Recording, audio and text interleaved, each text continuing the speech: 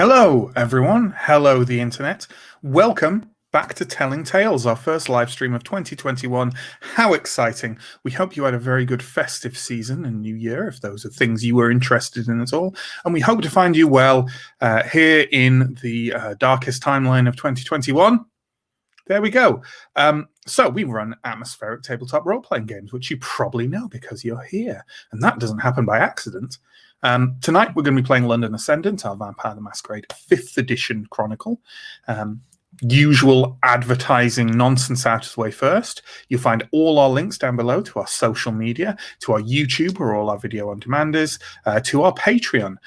If you want to quickly guess what any of those social media links are, we're usually Telling Tales RP, but if you have any doubt, best to check down below.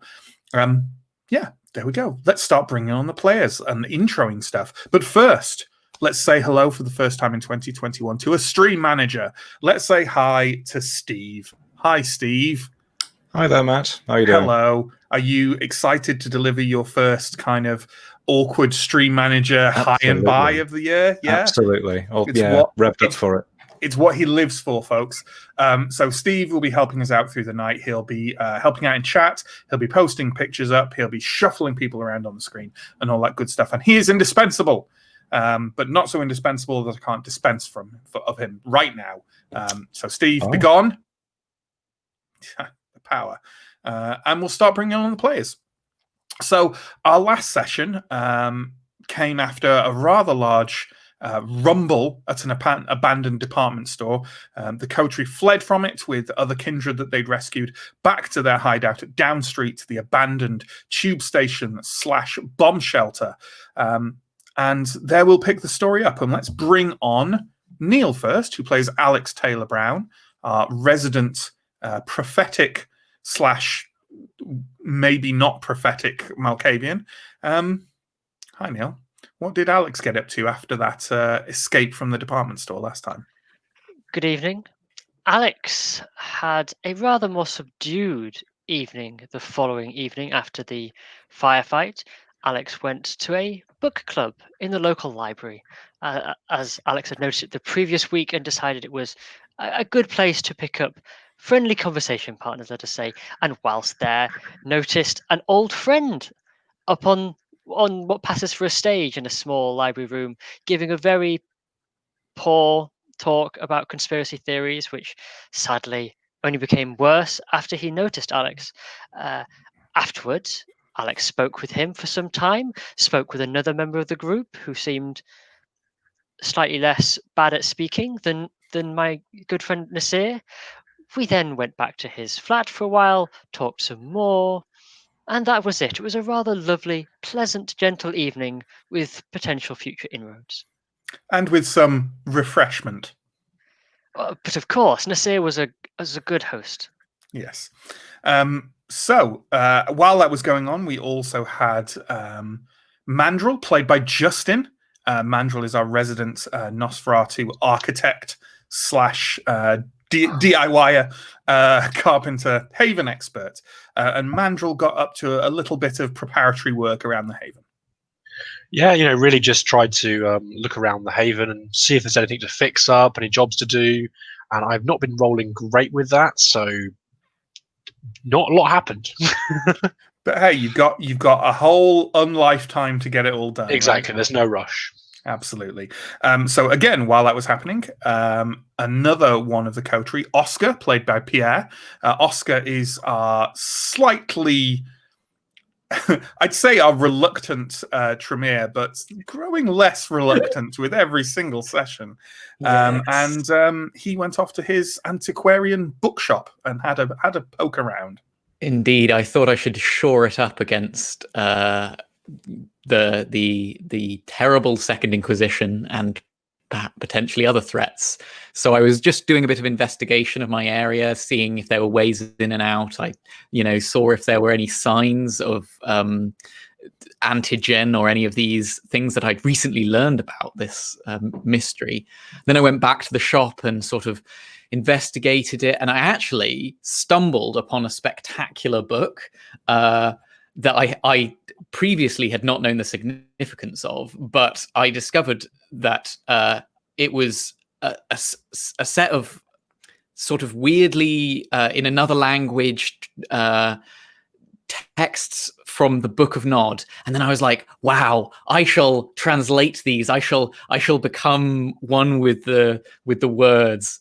And I spent the entire night failing to do so, I believe, before discovering just below there was like some text, and actually that was a bit of you had a bit of a flub and had ended up your clan Bane had come into play, and you ended up having a bit of a perfectionist evening, or well, not a terrible lot got done, but still an amazing discovery to be made. Yes. And then let's bring on our final player. Our final player is John, who plays Arthur, our resident Ventru pharmacologist, recreational pharmacologist. And John's going to tell us all about some visitations that were had at Down Street once everyone had gathered there. Yes, so I think it was maybe the next night. Is that right? Or it doesn't matter. I don't Either think way. It matters. It doesn't matter. We were visited by Cortland, who is effectively a handler in London, who basically said, very well done for not dying horribly. Here is Oscar's old friend Arshad, back and completely normal. Why doesn't Oscar have him for a ghoul? Whatever weirdness will wear off eventually, which Oscar was thrilled about. Not just a ghoul, but a courier ghoul. Yes, which is now our main way of contacting them.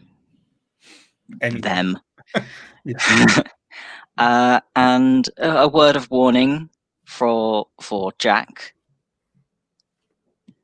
Take him up on whatever services he offers, and then maybe get away, because he's maybe potentially quite dangerous. Which we then found out Jack had overheard, because he'd been in the room the entire time. And he gave us our task that we agreed in exchange for him being our guide to London. And this is all like a massively interweaving web of favors. Yeah, do something for me and I'll do something for you, and whatever. He wants us to basically find out if a certain person is a certain person. Yeah. He has someone called Vasilis. He has an individual who lives at a certain location targeted, and he wants to find you if he is an enemy from his past called Vasilis. And the only information he's been able to give you, I believe, is that Vasilis is a kind of a man of average build with black and white hair. Yes. And that's all he said. And otherwise, you've got to creep into this place, perhaps, or gain entry somehow, and try and find out if this person living here is Vasilis. Preferably without making him aware of our presence, but ultimately do the job. Yeah, it's most important to find out if he is him rather than to not be caught. So yeah, there we go. I think that's good. I think let's just get rolling there. So let's say that it is, we'll say, maybe this will break people's immersion horribly, but we'll say that those events we described there in that all took place on one night previously, and this is the following night. So the first thing that happens is a lovely, lovely rouse check. So if everyone can make that for sleeping through the day, and we'll see where your hunger's all at. And in fact, it was suggested earlier when we were talking that we all flag that up. So if everyone could just vocally indicate their hunger for us, please. My hunger is at 3. My hunger is also now at 3. Yep, same. Alex's hunger obviously is at 1. Wonderful. Is anyone particularly wounded still, or are we kind of taking care of all the physical damage? I am healed. Everyone is all only emotionally wounded. Only emotionally wounded. And that's not a willpower damage. Yeah, I was going to say technically not, being as there's literally a mechanic for emotional damage in this game. Yeah. So, okay. Well, with that in mind, you arise for the night in Down Street. I'm going to hand this directly over to you guys. What are you going to do? I am hungry. There, you still have 14 blood bags available in the refrigerator, provided for you by the elders, and you can also maybe go hunting. Jack didn't give you any particular time limit on this, but the sooner you get it done, the sooner you get that information off him. I'm going to look to the other guys and girl, Mandrill. Nice. How do we feel about taking some more blood from the store? How long is this supposed to last us? I fear that this may be the only blood supply we ever receive, so we may only wish to use it in times of crisis and stress, such as should we encounter another squad of armed Second Inquisition troops with weapons. That is only my feeling, of course. Arthur, wouldn't you agree? I think I'd rather go up against the Second Inquisition than have to eat another one of those blood bags. So, yes, I completely agree. Okay. So do you fancy going hunting then? Yes. God, yes. I will gladly assist anyone on their hunts. I know we must be vigilant and careful. Perhaps going in pairs would be the most sensible route to avoid dangers and difficulties. Sounds sensible. Okay. Alex, you and me?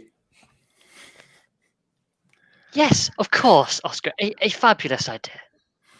I'm going to say, by the way, that I think you're now all familiar enough with Mayfair that if you feel you can use your predator type, your predilection for how you hunt relatively safely, I'd say you can now do it. Obviously, that very much varies from person to person. The one that stands out is Oscar, not so much. Oscar trades for blood. So you're going to have, if you want to get that rolling, you're going to have to build a network to do that. But having said that, Mandrill's a sandman, someone who breaks in and feeds on sleeping people. Arthur feeds on people at parties. And Alex, I think you also. What is your predator? Did we go with Osiris in the end? Yeah, Osiris. So you're going to have to find something else as well. You absolutely can do other things. Like, I guess the default setting is Alley Cat, right? Is just finding a lone person and pouncing on them. You can absolutely do that. You just, in selecting your predator type originally, you've got effectively bonuses towards doing it. So you'd have to do without them. But you can absolutely make rolls for other kinds of hunting. Did we establish that it was kind of possible for Mandrill to hunt for sleepy office workers who have fallen asleep at their desks? I mean, I think you can. But that's going to be a much harder hunt than just finding a house with all the lights out and trying to break in. Yeah, maybe you're right. I don't know. I think you're probably right. Yes. I'm trying to think of where we are. It's probably easier to break into an office building, depending on the office building. But finding specifically one with a sleepy worker in a visible way that you can see from the outside, so you're not just searching desk by desk. I think you can still do it. I just might ratchet up the difficulty considerably. That's fair enough. Well, if you think there are places if you think there are houses in, dwellings in London that are easily accessible that I can go search, then I'm happy to do that. I think so. With that in mind, and not to contradict the groupings you've said, but it sounds like two of you can make your familiar roles for it. Would it perhaps be advantageous for one of them to be in each group?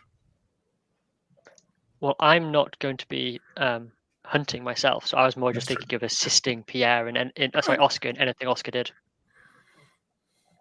I think it's fine for you to do either way. You know what? You pick those groups. I don't think you're thinking tactically as a coterie, so I think it's fine that we do that.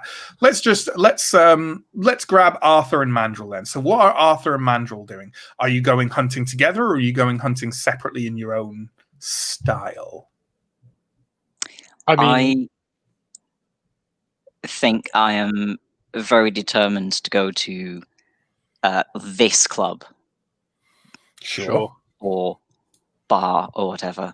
Somewhere but if we go, loud somewhere with a lot of drugs going around the bathroom. But if we go to a club, they'll be playing music. No one around that club is going to be sleeping. You know. You don't have to go together. Fine. Well, I guess I'll meet you. We'll head that direction together, and then I will go split off when I can see somewhere good to hunt, and I'll come join you at the club when I'm done. Sure. All right. I think that's fair. So, with that in mind, let's not go into too much detail about this. But Arthur, then, what is your pool for your hunting style? For Scene Queen, it is manipulation plus persuasion. So that is... I've lost where everything is on my sheet. Manipulation is under manipulation. Got it. Yeah. That is 6 dice. Okay. 3 of which are hunger dice. Sorry.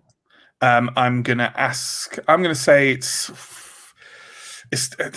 Are there set difficulties for hunting in Yes. 5th edition? I think there are. Based on the area you're in, and I think last time we decided we were in a 4 or 5 area by default. I think 4. Yeah, that sounds. Did I ratchet it up because you didn't know it though? I think we ratcheted it down from like 6 or 7. Well, it's because the question came because the area would only be like a 3 or 4, but the precedent is that if we were to get domain points later, we'd have to spend like 3 or 4 points in chassis to get it down to a 4. So it's a weird one. Okay. Well, let's run with 4 for now then, shall we? Okay. Your pool is 6. So go for it. Oh no, I'm asking if you're spending willpower before because I'm still stuck in the wrong Vampire edition. 2nd edition. But I totally would if I could. Oh God. I'm nervous. It's fine. It's fine. It's not fine. Don't forget you can spend a willpower to re-roll up to 3 non-hunger dice. Yeah, but we have so many hunger dice. Yeah, but still, Yeah. I mean, I've already got four dice in this roll, so I'm kind of like... It's probably worth... The thing is, it's probably worth re-rolling. If, you've got a bestial failure, it's probably worth re-rolling to see if you can not get a bestial failure, at least. So I have a messy critical, but if I re-roll and don't make it, why would you re-roll Why would you re-roll a messy critical? It's a critical. Success is a success. Good, isn't it? I'd also point out that you could put... Oh, sorry. Go on. No, go on. Please. No, Please help. I'm just going to say that, of course, you might be able to apply your presence to that roll. Shoot, that's true.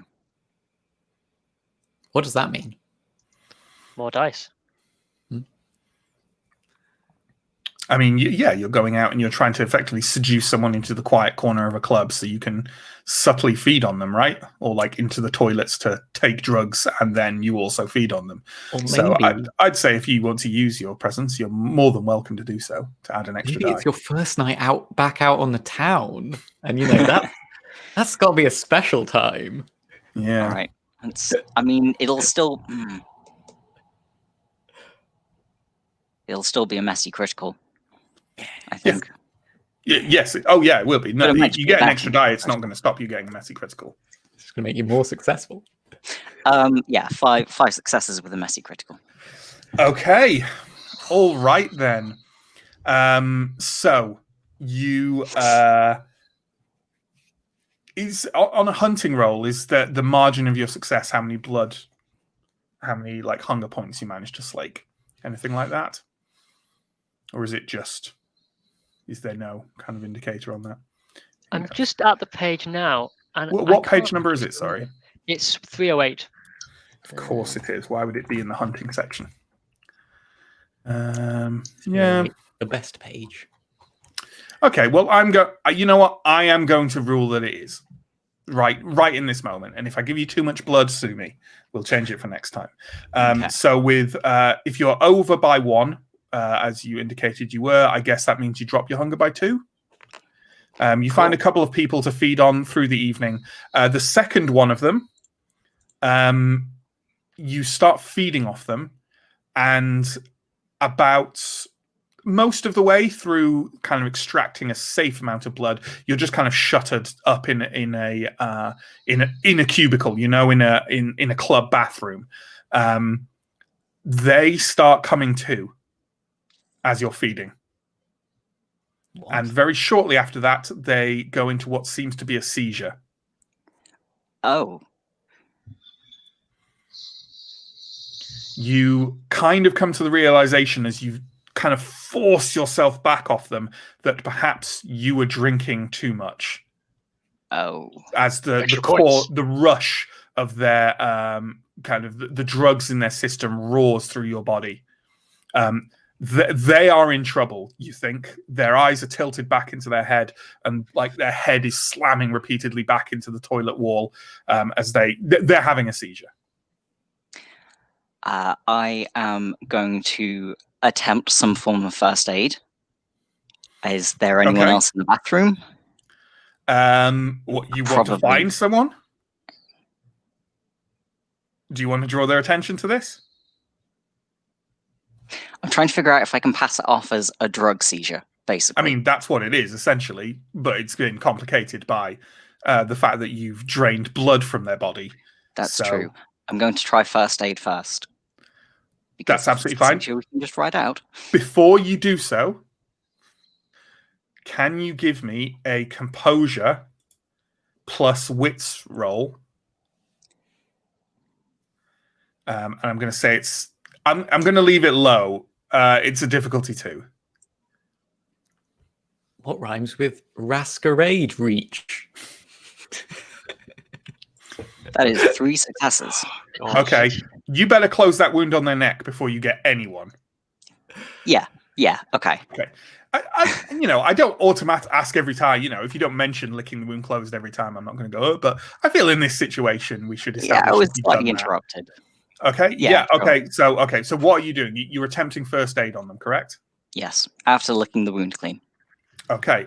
Give me a. And I'd say the main limiting factor here is your composure in this, because it's basic stuff on how to prep someone for a seizure, right? So I'm going to give you a composure plus medicine roll, and I'm assuming medicine is still a stat in this. It is. Yes, it is. Do I have because it's a drug seizure, do I get my bonus for having a drug specialization? Is your drug specialization in medicine? Yes. Yeah, I think so. Sure. Yeah. Sweet. Let's so go that for is 3 for composure, another 2 for medicine, another 2 for my specialization. 1 for specialization. 1 to specialization. Okay. Difficulty, I'll say difficulty 2, because, I think most people know how to handle a seizure, right? Lie someone down on their... We'll find out. On their I wouldn't trust myself, but sure. Sure. What a generous storyteller we have tonight. But I think as medicine roles go, it's not surgery or anything, is it? So I'm going to willpower. Okay. Oh, it's a good thing too, apparently. Please get a bestial failure. Just eat them. That's the best way of handling it. This is a bad job. Just ingest them. 1, 2, 3, It was their 4, time. 5 successes. Okay, then. You kind of lay them down. You secure their tongue. You sit by them for a few minutes until the seizures stop, and they're still not great. They've lost a lot of blood and they've just had a seizure, and they're lying on the ground, kind of eyes flickering, sweat beading their brow. You're in a toilet cubicle here with a young man who's just had a seizure and has now passed out. What the hell are you like? Are you, as far as you're concerned, are you out of there? Leave him. Yeah, I think I'm out of there. Okay. Yes. You think he'll be fine. You think he'll be fine. Getting out of the toilet, out of the club, off down the street. Correct? Yeah, he'll be fine. Yeah. Take a stain. I think you take a stain for not even calling an ambulance. I think that's fair enough. What's one of our tenets? Do not commit malice. Do not. I like a human, not a beast, and do not commit malice. Humans are awful, to be fair. Yeah, I think that comes under do not commit malice of leaving someone in a bad medical situation. Maybe as time goes on, these things fade into the background, and it's more, less have you left an individual having a seizure on a toilet floor, and more, have you wiped out this village? But we'll get one village malice, two villages maybe. One is an accident. So, for me, it was Tuesday. So, Mandrill, looks like you got a rough roll here, friend. I do. Can I add my obfuscate to it in some fashion? Because it's stealth plus dexterity is the roll. I mean, what does the section on Sandman say? Because if it doesn't mention that as default, then it does not. I'd imagine that it does not. No. Doesn't count. But we had John had presence, didn't we? So you know what? Before next week, what we'll do is I'll research the hunting stuff a bit more because it's clear that this is a gap in my knowledge. So you know what? Let's add that obfuscate in there. Why not? Why not? Mind it. That'd be nice. Well, you know what? Let's add the same thing that John got, which is 1 die for presence.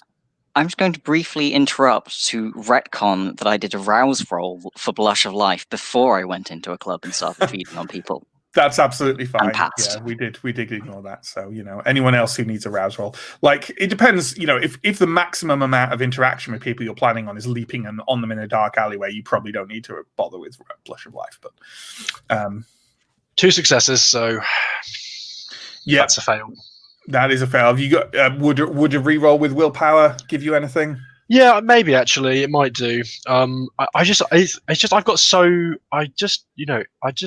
I've got such a small chance of actually, if I get my hunger up, there's just such a small chance of me ever really. You should have used blood surge. Getting blood surge is wonderful. That would also be another rouse check. I can get to 3 successes, but that's my willpower gone. So. Yeah, that won't do it. I just don't think it's likely that I'm going to pass any of these checks unless ultimately, it sounds like either the stats need to come up or you need to go hunting elsewhere in a less because Mayfair is a relatively affluent area, so yeah, maybe going finding people elsewhere would be advantageous. But for now, there you are. You don't find anywhere that looks likely enough, and a couple of places you scouted quite closely, you realized late on in your scouting had quite advanced security systems, so they're a no-no. So the other two, what are you guys doing? So even though I said that I was, just super hungry and just going to go find anything, I think if I don't see... if I see too many innocent-looking people, because I've recently had this sort of weight of Arshad, dropped back on, reminding me of my constant mistakes. Mm-hmm.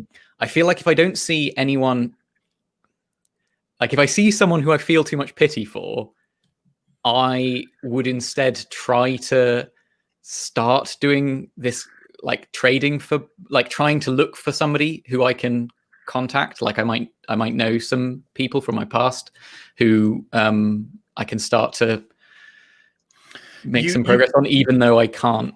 I mean, you could potentially do that, but that will certainly not get you blood tonight. Yes, no, absolutely. Basically, I'm just saying, if it seems easy to get blood tonight, and oh yeah, there's people who don't look too innocent to me. Sure, I'll go for it. Sure. I mean, I'm not entirely sure you can get someone's innocence from walking past them on the street, but yeah, exactly. I mean, broadly, if the two of you are going out looking for blood, how are you likely to be doing it? Are you likely to be doing it kind of alley cat style, just kind of trying to find isolated people? I can't think of another way that's likely that I'll be any good at. I don't know, Alex. Do you have any suggestions about how to go about this? At the very beginning of the hunt, Alex will have told you that they are following your lead tonight, so that they can be a careful hand. But it is something that every fledgling must discover for themselves. Okay. So basically, I'm not going to do anything except Alley add cat. teamwork dice. I'm not, but otherwise. Okay, then I'll be looking in alleys, and see if I can sort of find a drunk person peeing up against a wall. Or Sure. While Alex kind of bean dads behind you. yeah. Yeah. Sure. So does anyone have immediately at hand the alley cat roll? Strength plus brawl, I believe. Oh. But again, I am helping, which is that's maybe an another extra die. die. And you can blood surge, which is 2 dice. And whilst you risk rouse check, it still, on average, pays for itself. Because if you're getting 1 hunger per margin, then 1 rouse. Yeah. Okay. So my strength plus brawl is 2. So I feel okay. I take it all back. I feel yeah. Yes, Arthur. There is an amendment in the Alley Cat, not an amendment, but like an addition, that if you're looking for criminals to feed on as a dark vigilante, then it's wits plus streetwise. So if you want to Batman it, and we do it's not think of positive. Oscar as this coteries Batman. Yes. I mean, I have certain. Yep. I mean, I'm Certain better skills. at that. Yeah. I am certainly Alternatively, better at that. if you're terrible at it, you could ask Alex, and Alex might take over. But certainly, Alex will let you choose the method. Okay. Yeah. I mean, I think. Sorry. I mean, I am inclined to Batman it. I am inclined to. Okay. Well, I'm go really... for it with a wits plus streetwise roll then. And Alex, do you have streetwise? I have wits and streetwise. The only thing I was going to say was if it was a really terrible roll, I'm sure Alex would step in. But as long as he has more than at least 3 dice, fine. Dice. It's just if you had 2 dice, I'm sure Alex would have noticed that that's just abysmally awful and terrible. I would have stepped in. But sure. Yeah. Well, wits plus streetwise then, and you can add an extra die for Alex's help. Okay, so I'm rolling 5 dice. Blood surge. And I got if you want, you can blood surge. Oh, damn! I got 3 successes before I realized that. But I feel like I can't retcon it. So no, you can retcon it. It's fine. It's fine. Retcon it if you want. Okay. No one's blood surged yet, so let's give it a go. Let's do it. I feel the blood within me. So blood surging basically means if you roll a rouse check, you can kind of pump yourself up with vampiric fervor. And this will give you a +2, I think it is now from. That's right, isn't companion. it? So companion, yeah. So I failed my rouse check. Okay, so your hunger goes to 4. But bear in mind, your hunger doesn't go to 4 until after this, so you don't gain an extra hunger die for this blood surged roll. Yeah, gotcha. But you'll also get an extra 2 dice. Cool. 2. What stats does that apply to? And any attribute roll. So as long as you have an attribute in the roll, you can use it. So I'm using my wits. 99%. All my blood is going to my brains. Yeah. So get those 2 extra dice. And I rolled. Okay, hold on. I'm going to re-roll 2 of my dice. I got 4 successes. Okay. So you do manage. You basically go on a kind of vague, aimless tour through the alleyways of Mayfair along with Alex. And then at one point, you manage to kind of stumble on someone who's kind of leaning against a dumpster. And he definitely doesn't look like the kind of guy to have a handbag. And yet he has 2 handbags in his possession and is kind of rooting around and pulling cash out of them. And he kind of glances over at you 2 as you walk past him and kind of goes, "What the fuck are you looking at?" And you take that opportunity to... I believe that's my handbag. onto him. And that regains you the blood you just lost with the blood surge. Yes. I'm now on 3 again. So, swings and roundabouts.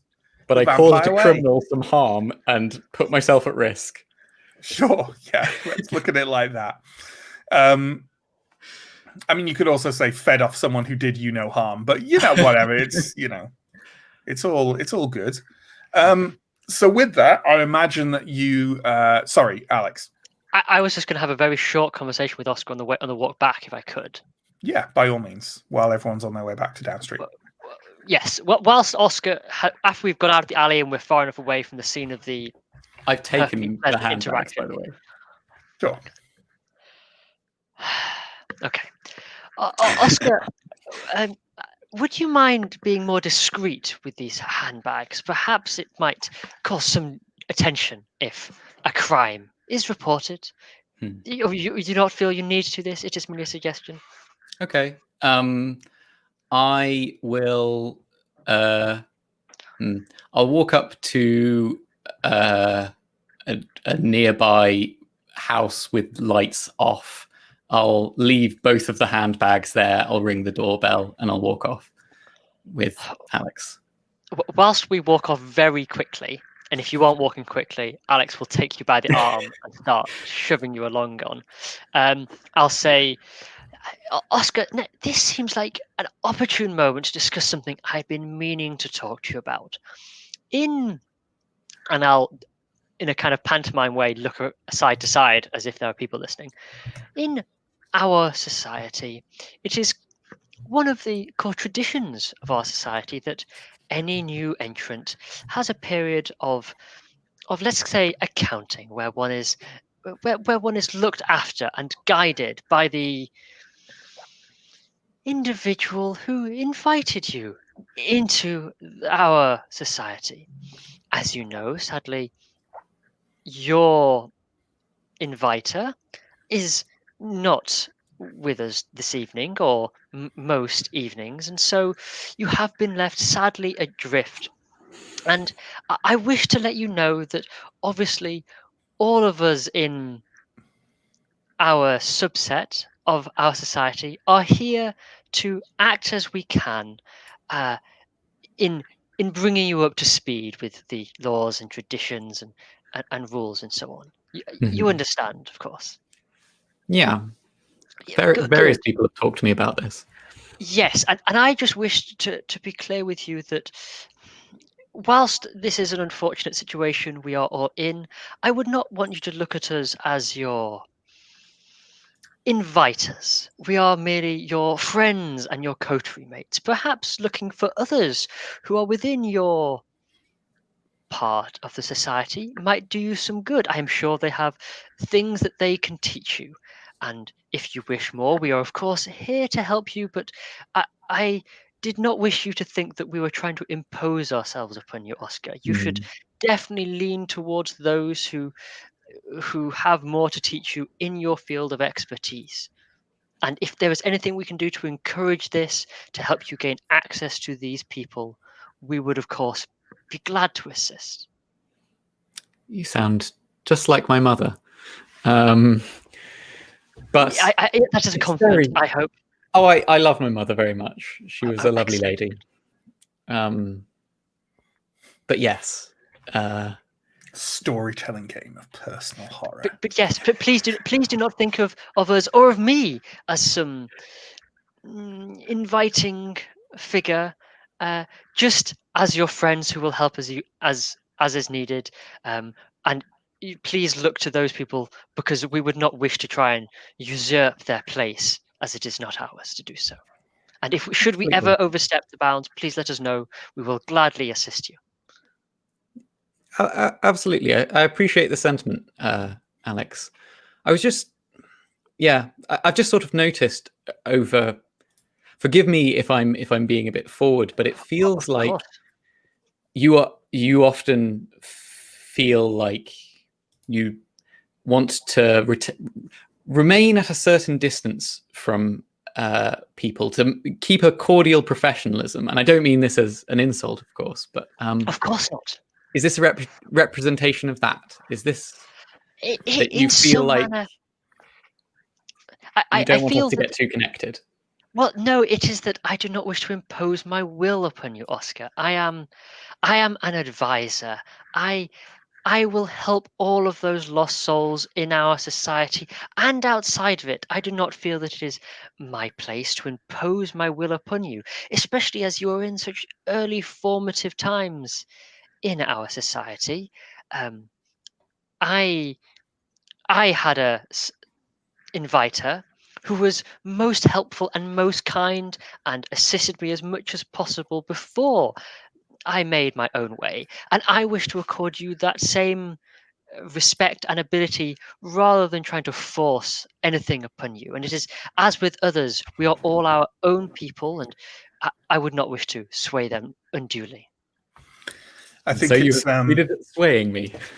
I think it's safe to say that at this point you're kind of arriving back at Down Street, along with others. Mandrill, is it maybe safe to say you've beelined your way to that refrigerator? No, I don't think so. No? No. I mean, I thought I joined Arthur at the club anyway. That's probably, unless that's what we'd said we would do. If we were both heading back at the same time, then that makes sense. Yeah, sure. I mean, you can head back together if you want, yeah? Yeah.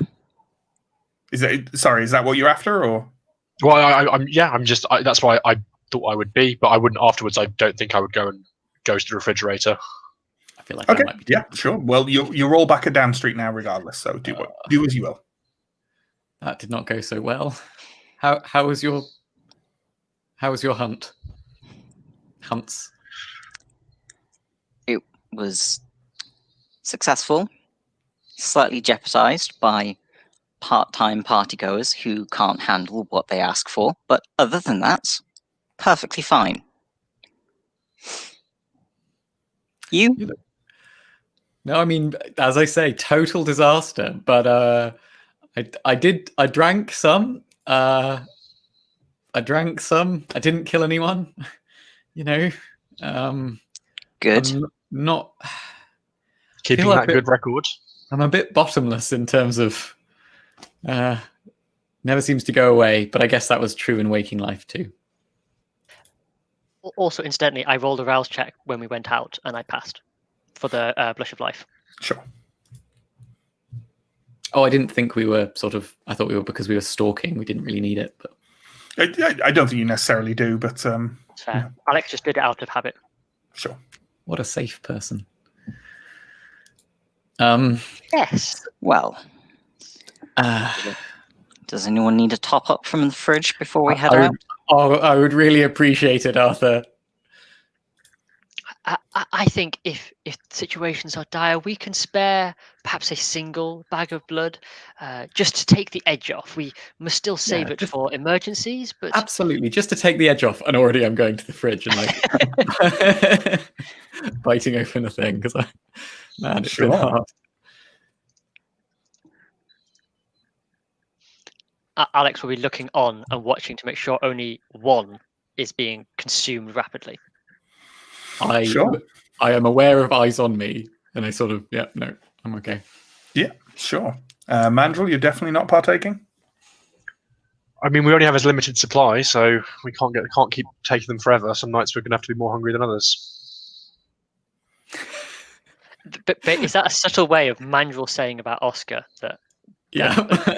I mean, I don't think Mandrill needs to say anything about it. I think Mandrill's not drinking any blood, and you can stare at Mandrill if you want, but unless one of you is going to say Mandrill drinks some blood, there doesn't need to be a conversation.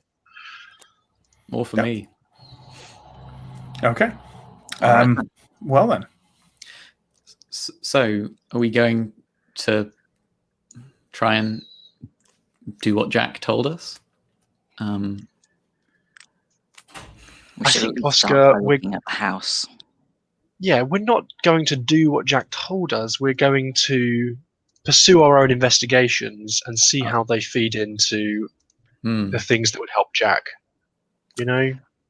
We are going to engage in activity that we can exchange for a useful boon in our society. And we're not just following Jack's lead. I mean, we're acting upon information that Jack has provided. Well, I mean, whatever keeps you comfortable. However you want to phrase it. Do you like poking angry vampires, Oscar? Is that what? Sorry, I wasn't aware that you were angry, Mandrill. I don't like stupid questions. I don't like people we are friends here. Let us progress, and we might be able Look, to I've had a channel stressful night, this okay? hunger and You're gonna have aggression a stressful towards tonight's night. others. We're gonna go and walk into that house. If you think that was stressful, you know, trying to feed, then you know, welcome to the real world, Sonny. You're like, All I'm going to say, Oscar, is if you insist on poking the bear every time another vampire asks you to do something, you're going to have a very complicated unlife. Okay. I'm sorry, I may have overstepped. Okay. How are we going to go about investigating this house?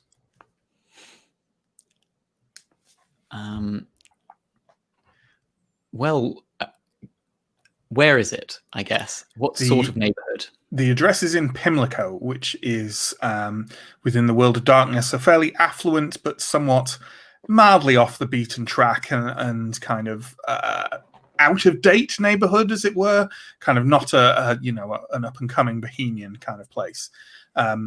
It is in point of fact slap bang between Mayfair and Lambeth, which are the two places you spent most time in, and is a very short distance from down street. In fact, you'd estimate that it's a half-hour walk, or were you to engage the services of the kindred-friendly taxi company you have the contact for, far less than that. 5-7 minutes.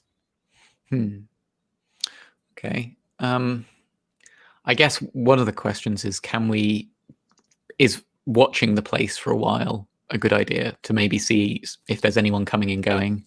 I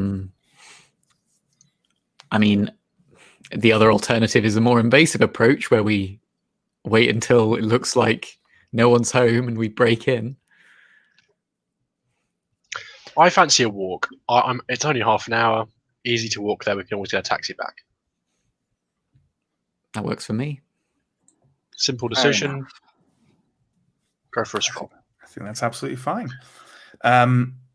So the four of you set off, assuming that all four of you are going, through the streets of Mayfair and then on to Pimlico.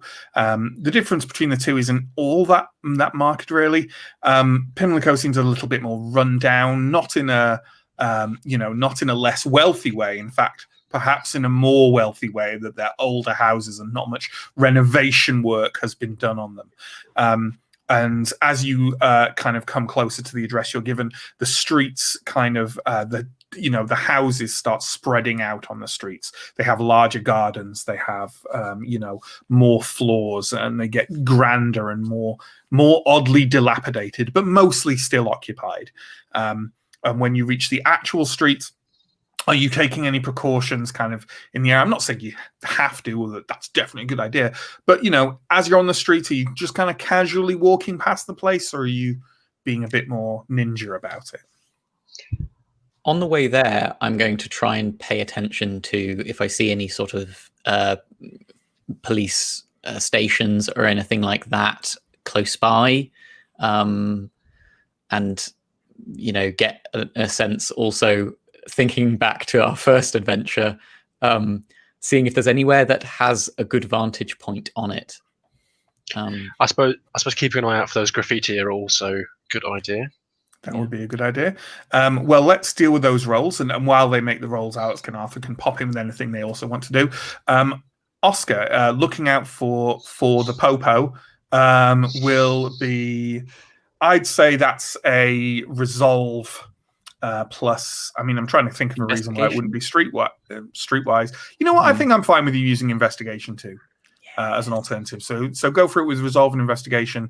Mandrill, resolve, and streetwise, please, for the graffiti. Arthur, Alex, you guys doing anything? I think I'm not trying to be sneaky, because as far as I'm concerned, I look like I belong here. Because it's an affluent area.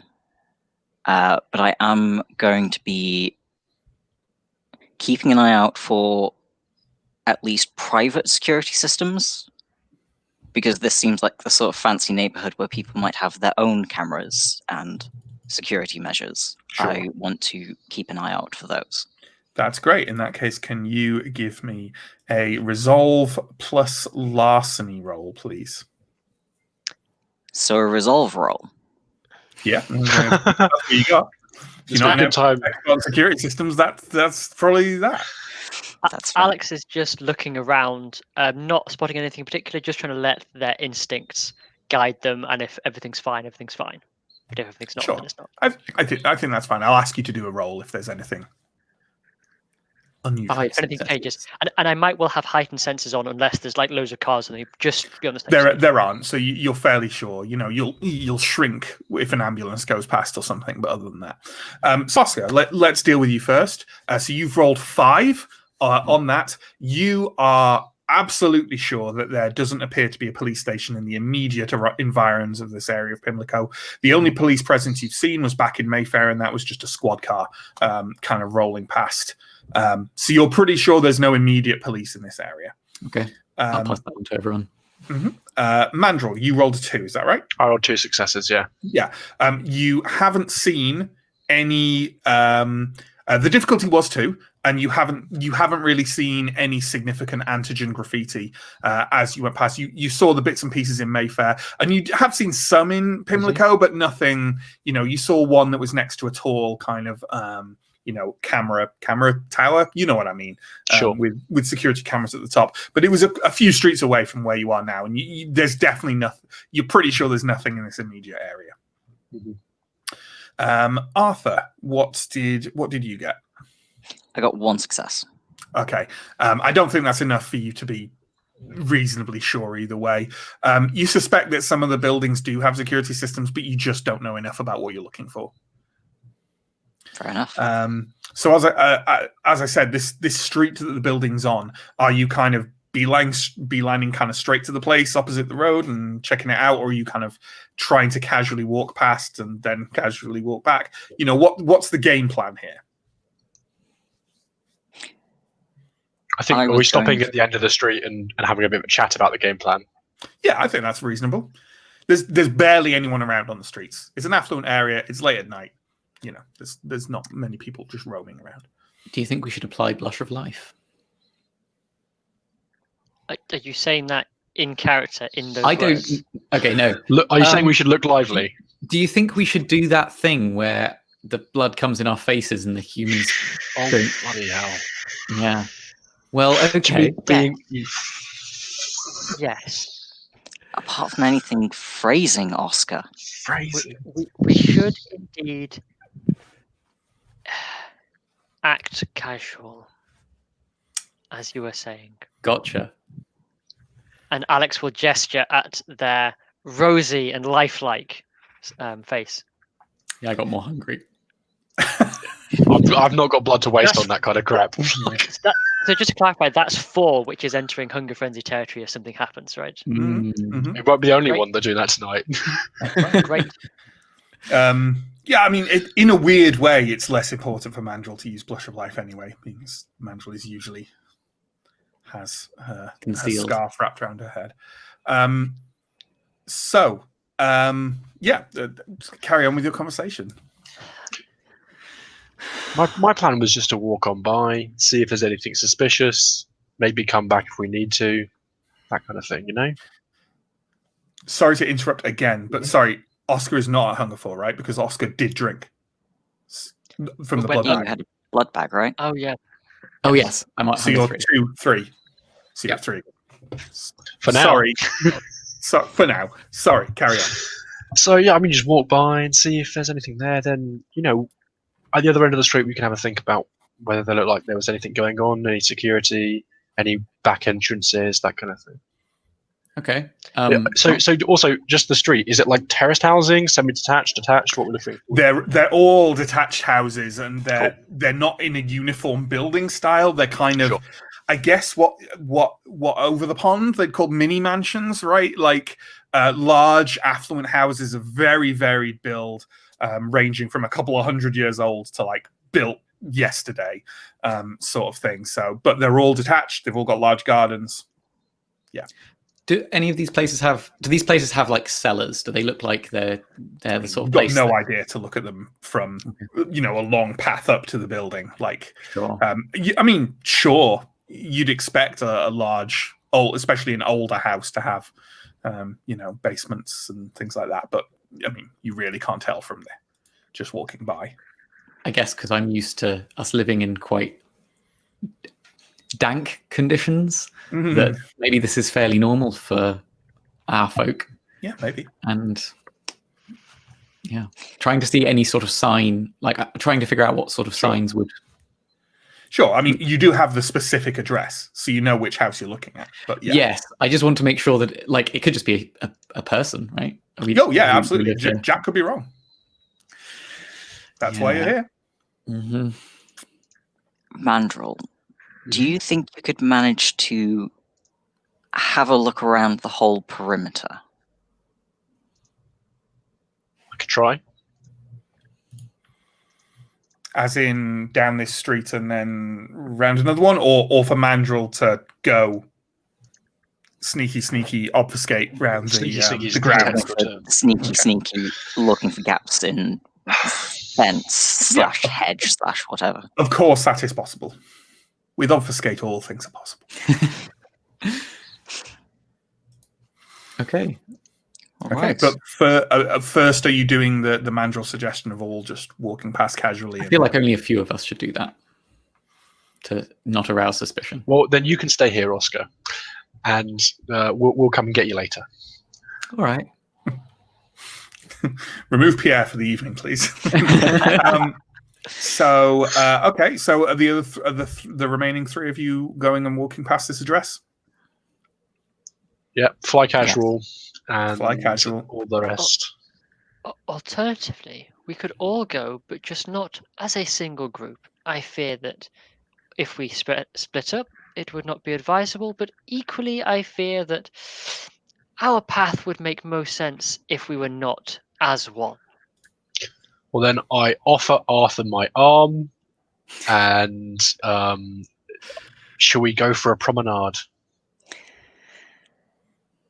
Let's. Okay, I'm so the luckiest man in the world. Mandrill and Arthur walk past arm in arm.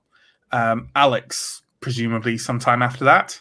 Yes, not necessarily arm in arm, just walking With yourself. I'll suggest that Oscar comes with me. And They don't want to leave me alone. And start talking casually about the anthropological theories about prehistoric tribes. Oh, Sure. you're interested in the anthropological theories of prehistoric tribes too? See, Oh man. it's very lucky with Oscar, because otherwise I can imagine that Alex trying to talk not casual probably comes off as an alien in a bad 1970s sci-fi film. That's exactly my genre. There's a reason Alex picked that topic. I'm fine with just everyone. Go ahead and give me some. We'll use wits rather than resolve, because it's not like you're standing there being able to peer for ages. So wits plus awareness rolls, please. No target difficulty. Just tell me how much you've got, and also flag up if you think you should have extra dice or whatever. So we have one for Oscar. I was asking, does heightened senses count for this, or is it not relevant? No, I don't think so.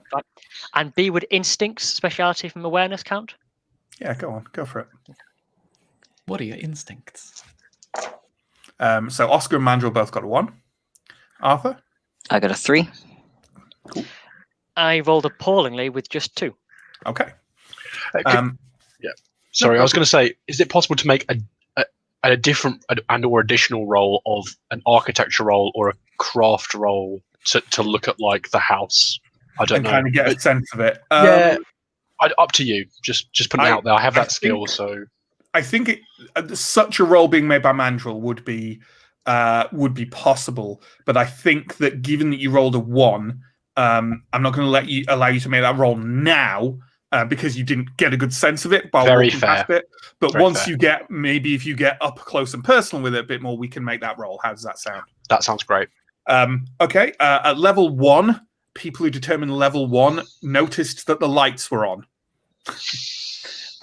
People at level 2, i.e. Alex, noticed that it's a 2-story house, it looked to be far wider than it is deep. Generally kind of an odd build. And Arthur, on top of that, you realized that the lights may be on, but at least the lights on the second floor on, because I'm going to mix my ground first, second floor. There are 2 stories, right? There's a first floor and a second floor. The second floor lights are on. The first floor, the lights may be on, but there are no windows. All the windows of the first floor have been bricked up. There is a front door, and that is the only aperture on the first floor. You reach the end of the street, able to non-suspiciously gather as a quartet again. Well, it seems like someone's home. I noticed that too. Did you notice the windows? It was quite the dark. lights were on. Exactly. It was dark on the ground floor. There were no windows down there. Are you sure just the lights weren't on? I'm sure. Okay. So Maybe someone who doesn't like the light? Yeah, maybe. Or they are simply only on the first floor. Okay. I mean, it's quite unusual in a large, affluent house to have the windows of an entire floor bricked up. Pretty unusual. Could make it a swimming pool. That's going to make it more difficult to get in. I suggest that Arthur's initial recommendation for our esteemed, stealthy friend to make her way might be the first step for us to find out more. Great. Okay. With that in mind, is Mandrill going to casually wander back down the street and slip? Incidentally, the actual the gateway kind of to it is a relatively low fence with kind of wrought iron. There is a place for a kind of large gates to be in place, but there is no gate itself. So gaining entrance to the grounds is very easy. Well, I think I'm going to give this a go without obfuscate, because I'd have to make a rouse check, and I'd rather not. And I think Mandrill would also rather not. And so I just would roll if you're happy with it, to roll a stealth plus dexterity. Yeah, you can do as you wish. I thought that the first levels of obfuscate were free, but they are free, but they're only sounds, and I don't think sound is the issue.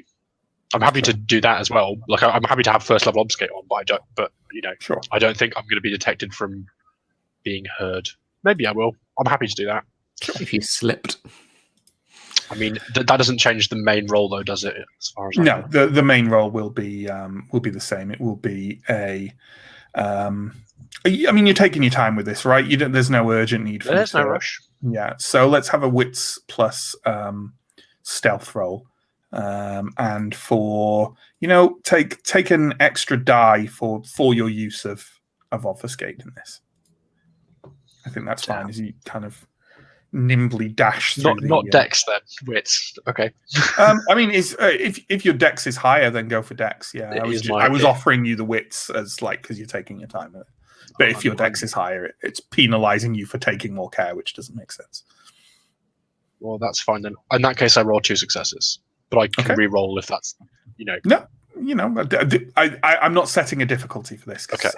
I don't think it's kind of antithetical for you to know what you're rolling against in this. No, I agree. I think in that case, I will spend a willpower to re-roll, because I would rather. I think in this case, a potentially powerful vampire who Jack doesn't want to engage with, I'd rather be extra sure that I do not blunder into them. It's there. In It's which there case, to be spent. nothing changes because Sure. I have terrible rolls. Sure. So still on a 2 then. Still on 2. Still on 2. And 1 Okay. less willpower. So you slip through the gates and kind of completely silently make your way through the underbrush and shrubbery. The grounds in general are kind of overgrown, not horribly so, but definitely no one's seems to be taking care of this on a regular basis. And you kind of weave through the trees along one side and around the back and all the way around. You now have a more full impression of the building. It is indeed. It's really quite noticeably wide and noticeably narrow. An odd build, as if it was a tenement, but just on its own in the middle of this place. I mean, that's not, you don't get a weird sense of, it's built in a special weird way. It's an odd build. Would you like that architecture roll or not? We'll do that after I Sure. finish the description. But yeah, absolutely. There are windows. The only windows in the place are along the front of that second floor. There are no windows at all on the back and no door that's visible. There is that front door in place. Again, that's the only door. There's nothing really else to note about the place in terms of just general awareness of while you've done this circuit. But let's have a roll on that specific kind of architectural build. Academics, that we're looking at. So academics, yeah. So give me a it's wits plus academics. Then let's have that, and presumably you'll get an extra die for your specialty. That's great. In which case, I roll 5 successes. Well then, yeah. This is really a very strange design that you're not sure you've ever seen as an isolated house before. That said, you're fairly sure that this house is at least 100 years old, though difficult to place kind of exactly. It does appear to have had some renovation work done on it relatively recently. And for example, those bricked up windows, they're definitely within the last 5 to 10 years. That's great, thanks. Beyond that, it's difficult to say without getting into the place and looking at the internal structure. Can I tell if some of these buildings have had things like, especially the larger ones, things like butlers, pantries, and things that have side doors at some point? Like, can I tell if especially towards the back or the side of the building, whether those potential entrances have been bricked up or whether they never existed? You don't think any other door has ever existed in this building? Okay, just the front door.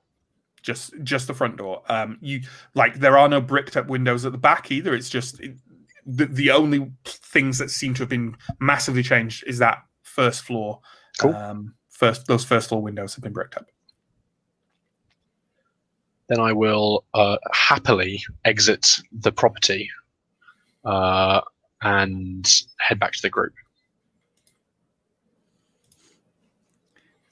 So what did you find? I found that there's no entrance at the back. There are no side entrances. There are no windows at the back, bricked up or otherwise. And it looks like that bricking up of those ground floor windows was done probably fairly recently, in last decade or so. So, did you see any way in? The front door. Okay, is that the only way? Or we could scale the walls. I don't know how good you are at rappelling, Oscar. You look like you've got the build for it, but personally, I'm not so certain that it would be. I think maybe the easiest way to go in would be through the front door, and potentially picking our way in, or attempting to break our way in, or we could try and climb in through one of the first floor windows if we really want to. Although we'd have to. Or we could try knock. politeness. Yes. Yes. I would be more than willing to introduce myself. He doesn't know who we are. Oh, it's worth noting there was no car in the drive. Okay. Although, you know what? What time is it? Hold. Let me just. Sorry, this is telegraphing this a little bit. Mandrill, can you make a wits plus awareness roll, please? I can. Let's have some. We haven't got our bestial failure yet, so it's got to come sometime soon. I'm not setting a difficulty, so it won't be. I probably should have asked for this as well from your roam around. I have my bestial failure. with 0 successes. Do you want to change that in any way? I can't. What with by spending a willpower? I've got no white die. Oh, well, because they're all hunger. Yeah. Okay. Okay. I'm gonna be fine because you didn't notice any extra details beyond the architectural ones on your way round. Mm-hmm.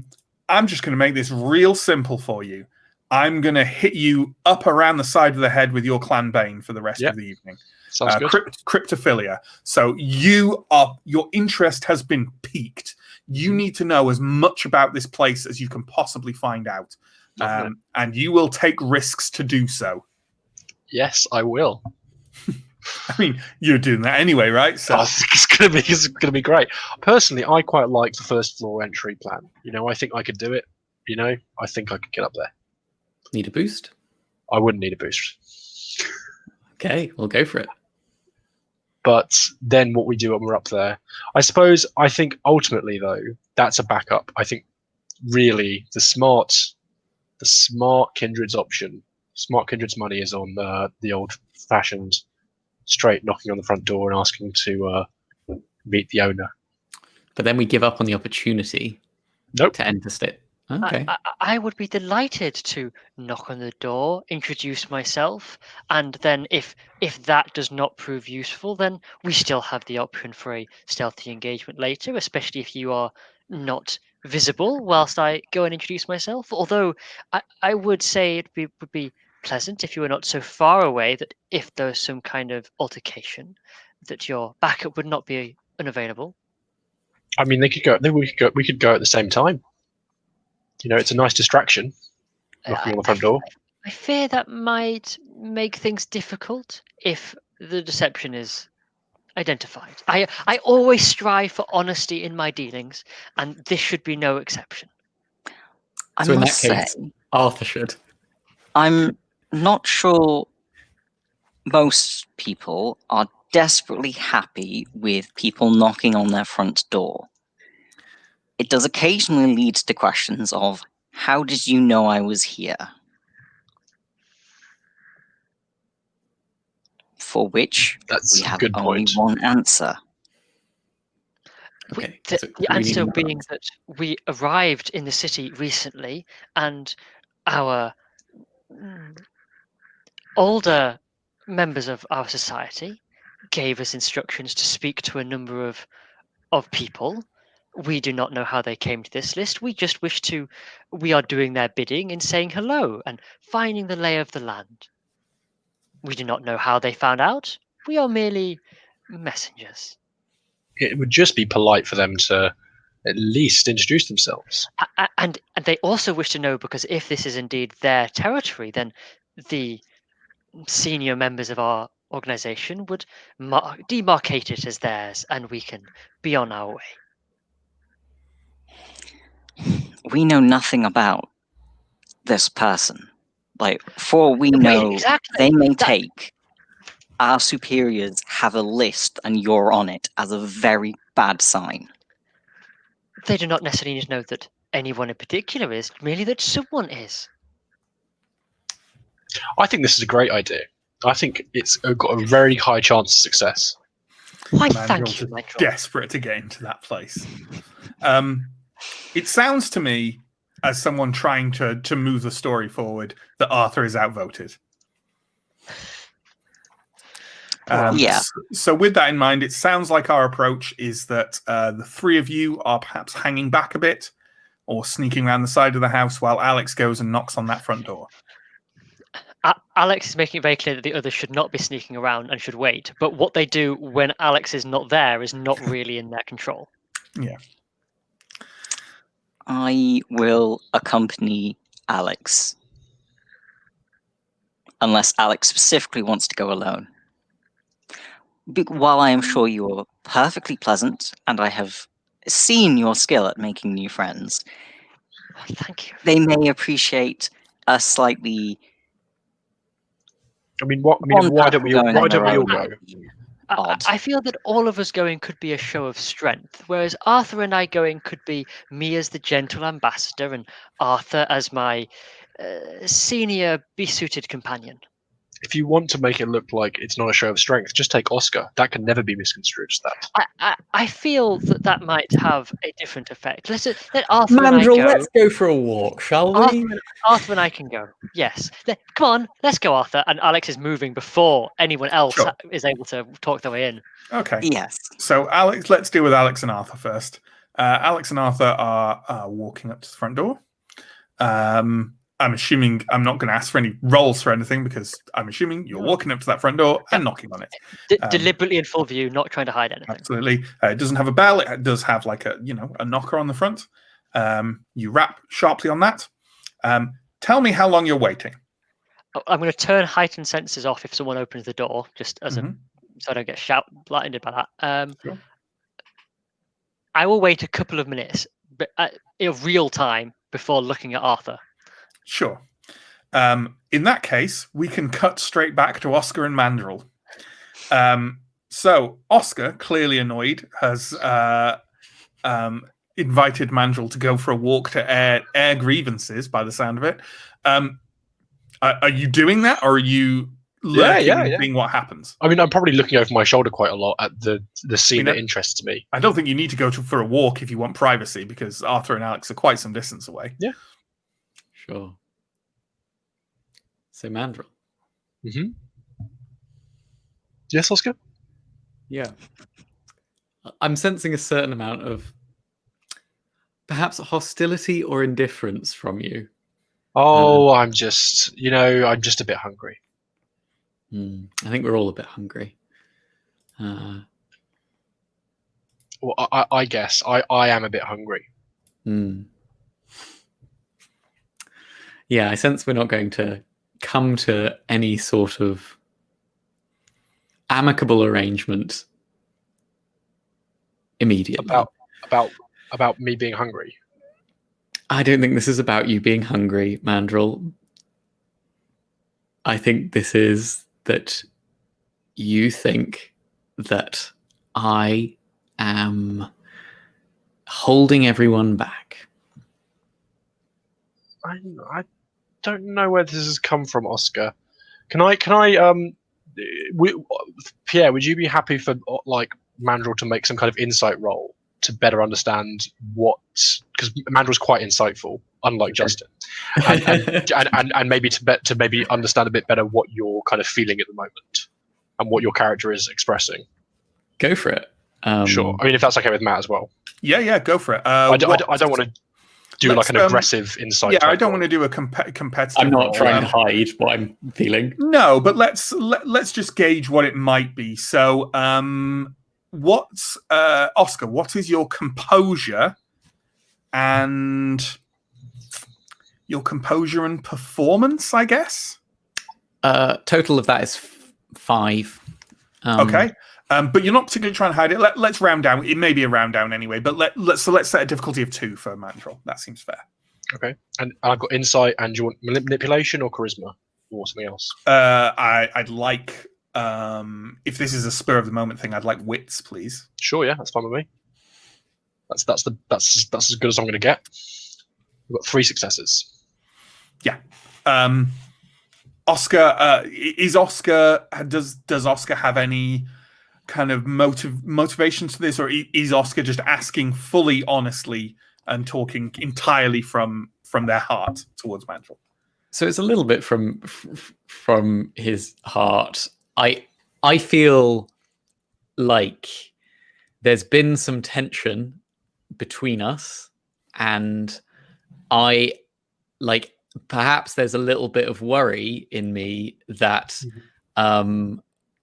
that I am losing position within the group, and that I don't have anyone's respect, and so I'm like, I feel threatened, and I need to quickly get this back on track, and so I'm trying to rectify my situation.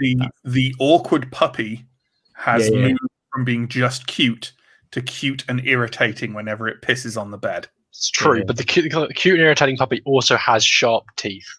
and Yes. not that sharp, but sharp enough to be aware of. Yeah. So Sure. I think Mandrel's response would be kind of understanding of this, and there would like probably even a notable change in tone. Not that and not the kind of change in tone that's associated with any kind of supernatural powers, because Mandrel doesn't have any of those kinds of supernatural powers, but the regular, almost human type of change of tone.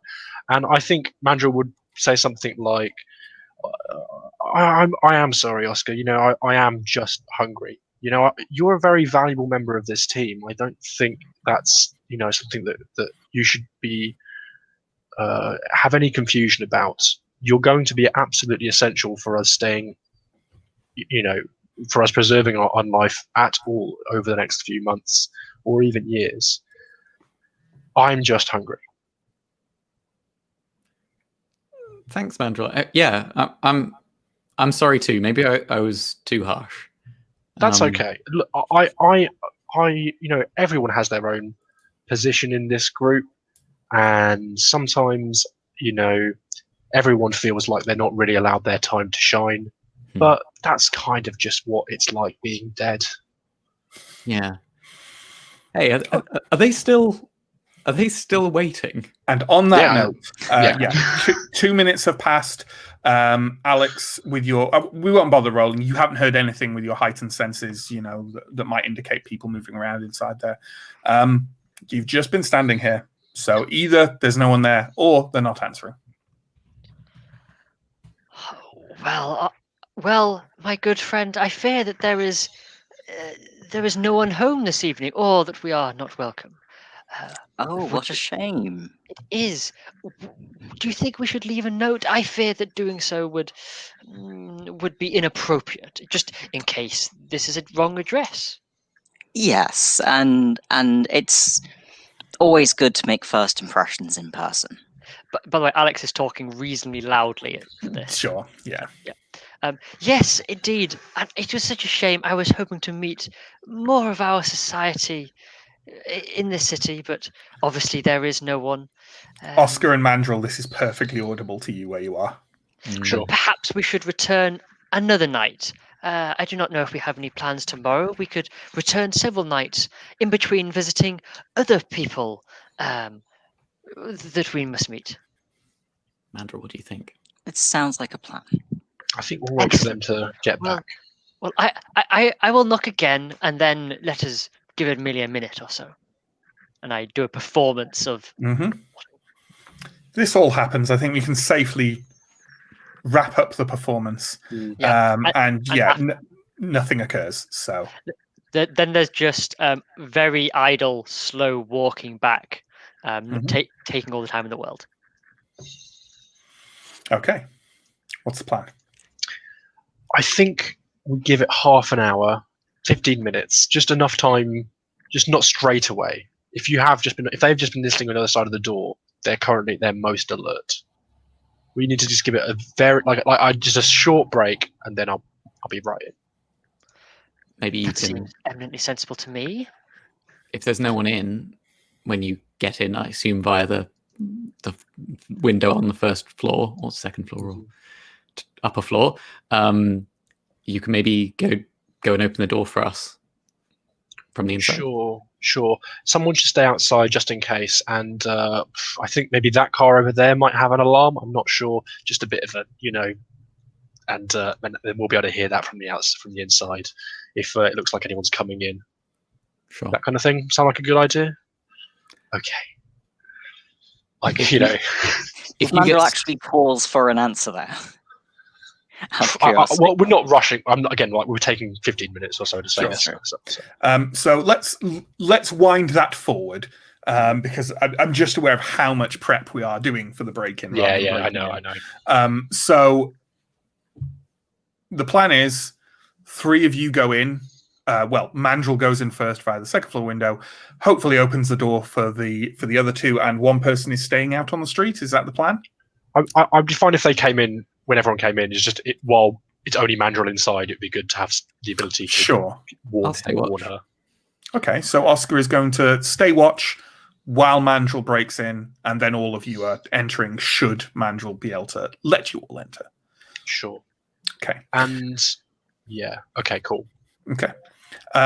So, Mandrill, looks like you've got to scale the front of this house and break in through that window, or try and jimmy that window in some capacity. So the climb up there is going to be either strength or dexterity plus athletics. Yeah, that's what I was hoping for. But you also have some potence that might help you, although I'm aware that involves rouse rolls. Yeah, I don't. I mean, for now, I think the 4 successes I roll base are fine. Okay, sure. Well, that's lucky, because the difficulty I was going to set you for just scaling it with barely any handholds was 4. So there we go. You clamber your way up the kind of the frontage of the building, and you found yourself a good grip by that first floor window.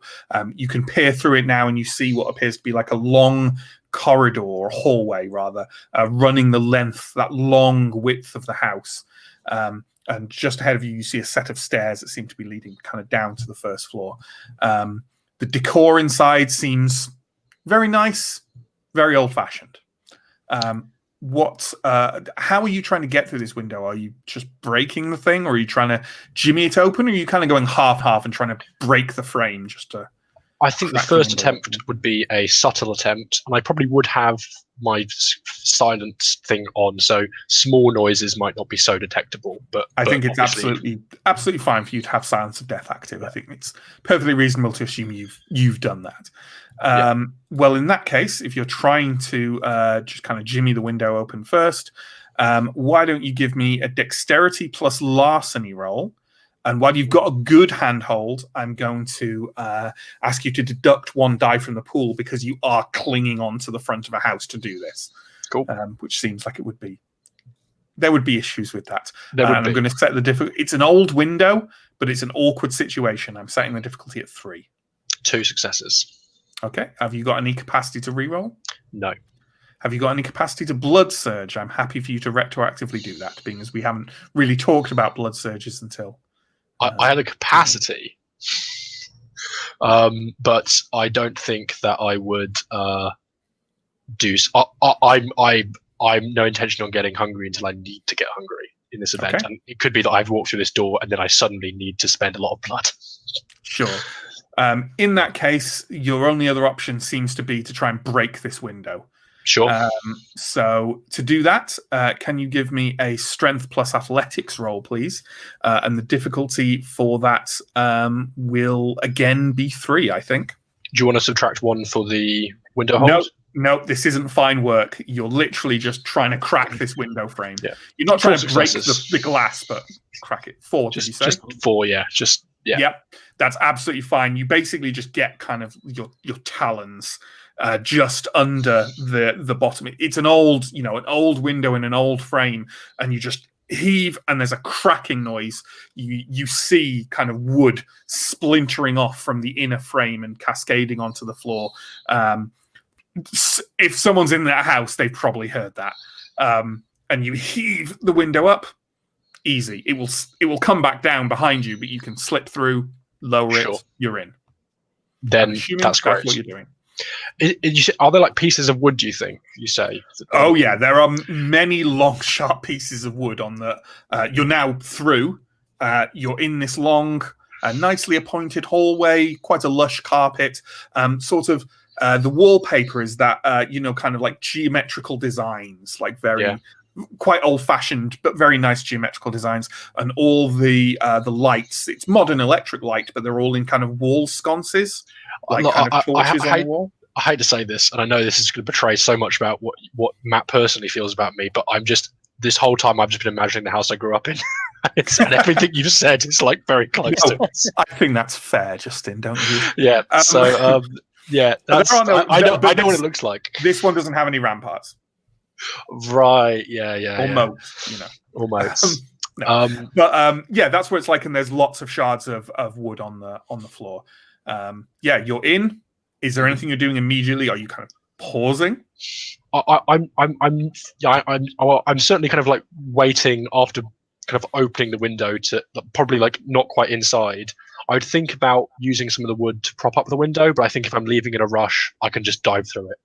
And And once like, it's broken, yeah. if you drop it down into its setting, it can just be lifted up again. It's not. Yeah. It's broken.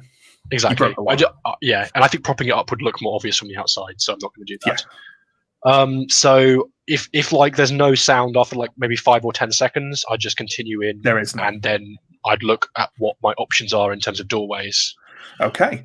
So along this upper floor, let's call it upper and lower now, there are 4 doors along the left-hand side of this long hallway, all of them kind of opposite the windows, and right by you, like ahead of the window as you kind of crept in, there is a set of stairs leading kind of, stairs that double back on themselves going this is down the house to I the grew lower up in. floor.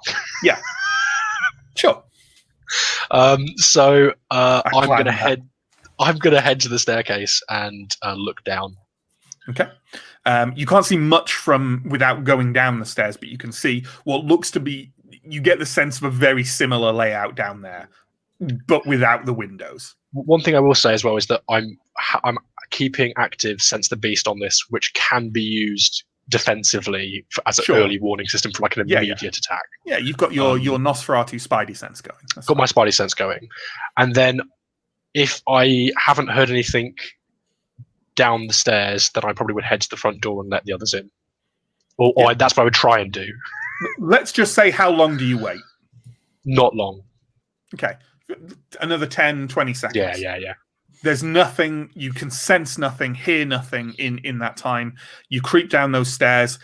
You note that the hallway down on that bottom floor is almost identical to the one upstairs, i.e. there's 4 doors along that hallway, but all those windows have been bricked up, and it's very noticeable on the interior they have, because it hasn't been wallpapered or painted or anything. They're just raw brick kind of out there. The stairs, it should also be noted, go down another floor. Right. And the front door is there. It's just got a latch that can be, opened. It's a very old-fashioned door. It's kind of mid 20th century. You can just hook the latch and open it. And then I do so, and hopefully I haven't died in the meantime, and no hands have come out of the darkness and just. You're already dead. Exactly. For the rest of you, the door opens, which obviously shines a light out on that garden, and Mandrill is stood in the doorway. I was slightly distracted with a staring contest with a neighborhood cat. Sure. In real life or in the game?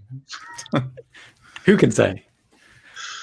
I'm going to give a last glance around to make sure there's no one nearby or peeking out windows before I herd Alex and Oscar to the door. Sure. You all go in and presumably close the door behind you, or? Yep. Did you say something, Alex? Or? Yeah, Alex will likewise be looking around rather than necessarily be herded in, but yes. Sure. I almost instinctively at this point start watching Alex, assuming that Alex is going to slip into some kind of deranged possession crossing the threshold, because that is Alex's want. Well, funny you should say that, as I was going to attempt to have a premonition, but only when we got further into the building, as we got somewhere interesting. Okay. That's the reaction's only when you cross thresholds, because I think that's when you tend to do them. Sure. So the rest of you are already obviously in there. The place is as I've described. Obviously Mandrill just had a light look around, so there may be more detail, but you are in this building. I feel more secure now that I'm not surrounded, but now that there are other people in the house. So is there anyone else here? People is a strong word. Is there a light switch? I mean, all the lights are already on. Is there anyone else here? But are you saying you want to turn the lights off? So there were lights on. Okay, in my mind, the ground floor was entirely pitch black, but you're telling me that's not the case. Okay. No, it's all fully lit. It's just it was much more creepy in my version. No. It's all the lights are on. It's all quite pleasant. Cool, that's good. Oscar, you asked something. I was asking Mandrills. So did you see? Is anyone? I made a mess. we can make it look like a robbery, but Okay, I look around this room to see if there's anything trivially like valuable based on my antiquarian knowledge. but then but if we make it look like a robbery, they'll just come after us. When you say room, are you all just still in this hallway? I go into the nearest room. Into the nearest room, okay. Oscar strides forward and opens the door to the nearest. There is a dragon. No, it is a living room, an old-fashioned living room, albeit with some modern accoutrement. So same wallpaper, very nice kind of, tables everywhere, kind of a dresser that's got some kind of quite classy looking, slightly antique things on it. Nothing that immediately sets off your buzzer. Things that people think look antiquey. But it does have a large plasma TV kind of set opposite a quite lush leather sofa. But just looks like, upper middle class. Nice living room, really. Nothing especially stands out. Yeah, this probably doesn't look like a 90s living room because that's the one I grew up in. But no, it doesn't. I'm afraid the comparisons to your childhood home must end here, Justin. Oh, sure. No. What is everyone else doing while Oscar is poking around this living room? I'm probably poking around with Oscar. Sure. Yeah. I don't know here whether you're all sticking together for safety or whether there's an element of speed if different places are investigated by different people. Speed. I was going to go to the basement because that feels like a natural place for a kindred to have their inner sanctum. Sure. And before I go, I would look to Alex to not let me go on my own. But if Alex is doing something else, then Alex, they will wander off. Alex was going to say that they were was actually going to suggest the same thing. So when Alex sees you go in the direction, Alex will accompany you and then pause for a moment and say, "Just please wait a moment, Arthur." And I'll use premonition on the basement stairs, whatever makes most sense to be the premonitioning. Yeah, absolutely. Are there any photos of people? No. There is nothing you would say is a personal item. I'm going to give Alex an appropriate amount of space, but also stand somewhat close in case they start screaming again. Sure. I think that's typecasting. 4 successes on a premonition. Okay. Let me have a think about that while we go back to Oscar and Mandrel for a bit. Mm-hmm. Do you want to draw a kind of search roll of some kind, awareness or something? I mean, if you are trying to rinse this living room, then yeah, an investigation roll would be good. Investigation roll. You don't think there's many things to rinse in here, but you can by all means try and turn this room over if you want. I mean, I don't want to cause too much of a mess because I more kind of want to look for like thing. Look for things that obviously would be identifying. Yeah. Rather than sure. Because I'm pretty sure that we're going to have to account ourselves to this vampire at some point. Yeah, nothing in here immediately rouses your interest, but that's not to say there isn't anything in here. But if I don't see anything obvious immediately, I think I'm going to go upstairs to try to locate like a jewelry cabinet or something like that. Okay, so you're like, just to reiterate, each of these 2 floors has four doors on them, which presumably lead to 4 rooms. So it's conceivable, I guess, that 2 doors, 1 room. But you're just going to head upstairs. I'm guessing that the valuable stuff is higher up. Just to double check, are you planning on stealing stuff? Yes. Okay. Okay. I'm not. Well, I don't know that, so I'm going to say. Yeah, I don't think that would be obvious from Oscar leaving a room that he's going looking. No, exactly. That's fine. Okay, so Oscar is going upstairs to start looking up there. Mandrel, what are you doing? I'll stay downstairs and go into the next room, probably one across from this one. Okay, sure. The next room along is a dining room, which seems to follow a very similar pattern to the previous room. Kind of old-fashioned with modern touches. Not an awful lot going on in here. My question is, do these rooms, especially like dining rooms, do they look like they are not really used, or that they're being there for just? They are clean to a fault. Yeah. So Matt, it was funny because Oscar said, "Do you see any pictures?" And my natural reaction was, "Why would you ask that question? This is a vampire." And so I think do all these things feel like a very normal Kindred Haven type feeling for an eccentric kindred? I mean, I wouldn't want to say that there is a specific. That's fair enough. A specific blueprint like that you could go to. Sure. You live in sewers. Yeah. I wouldn't say there's neither is there plenty of kindred. While it is discouraged that kindred should hold on to remnants of their mortal days, many of them do. So that there's no photos cool. Need not be that it's definitely kindred or whatever. Yeah. But the dining room is, it is of a kind with the living room. So, well, I'm not interested in the dining room, so I'd probably go to another room. Sure. Let's go to Arthur and Alex. The 4 successes on this. I'm not going to give you a vision as such this time.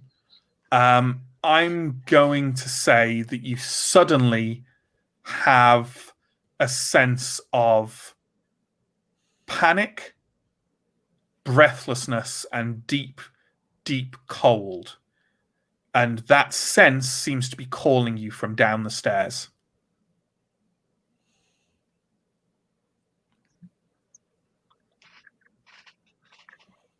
We should proceed downstairs carefully.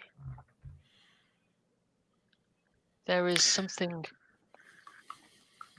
It's very unpleasant. There is something unpleasant downstairs, but it is calling me. We can take that as we wish. Perhaps we should bring the others if they are not busy causing a mess.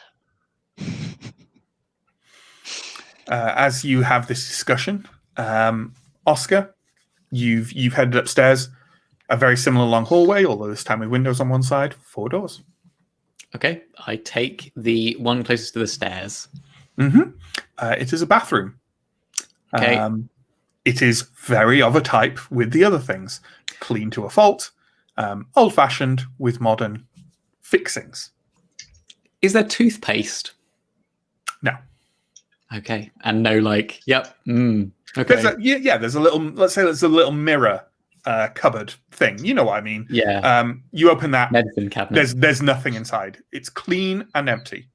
Clean and empty. Yeah. Mm-hmm. Like a totally unused bathroom. Like a normal human place. Like a totally normal human place. I would just like to say that in the chat, Justin is telling us exactly what that bathroom looks like. in the morning, the light scatters over the window pane, casting a rainbow over the whole room. Yeah, there's a photo of Justin just brushing his teeth. I mean, I really hope that Justin's childhood home did not have a photo of Justin hung on the bathroom wall. I'm going to show it to you guys after this, and you guys are going to laugh so much. Oh, please. I'll leave the bathroom. I'll go to another room. Okay. I think it's safe to say that this kind of premonition of Alex's takes us, and the conversation you have with Arthur takes a short while, and these are very quick checks in these rooms. Yeah, I'm not. So let's have Mandrill and Oscar presumably do another room each. Oscar, you go to the next room over. It is an empty room. An entirely empty room. Entirely empty room. Still wallpapered, and but there's nothing, literally nothing in here. Mandrill, the next room across, so this is the 3rd room you're going into on the bottom floor. It is a kitchen. It is modern, old-fashioned but modern, very clean, very apparent that no one has done any cooking in it any time recently. I mean, check the fridge. It is empty, but it is plugged in and on. All right. Well, hoping for some blood bags in Yeah. I was like, I've already broken into this person's house. I might as well steal their blood. Sure. It could also be like a normal human kitchen, blood bags. Yeah, absolutely. We are normal humans with normal human blood bags in our normal human. You're just normal humans in a normal human place. That's just what's going on. Alex and Arthur. So what is Alex saying? So I believe the last thing that Alex was saying was that it's what I said. I believe that we should proceed downstairs, but with caution. There is something unpleasant down there. It wishes for us to be there as well, which we may not wish ourselves. We may wish to gather our fellows if they are not too busy making a mess. That does not fill me with confidence, Alex, but I will go find them. I apologize. I wish only to speak the truth of these matters, as in all matters. Good. Okay. Don't wander off. Mandrel, you were going to say something. Well, because I'm popping in and out of rooms, and I don't know how big this hallway is, can I overhear bits of this conversation if they're at the top of the staircase? You can't. Cool.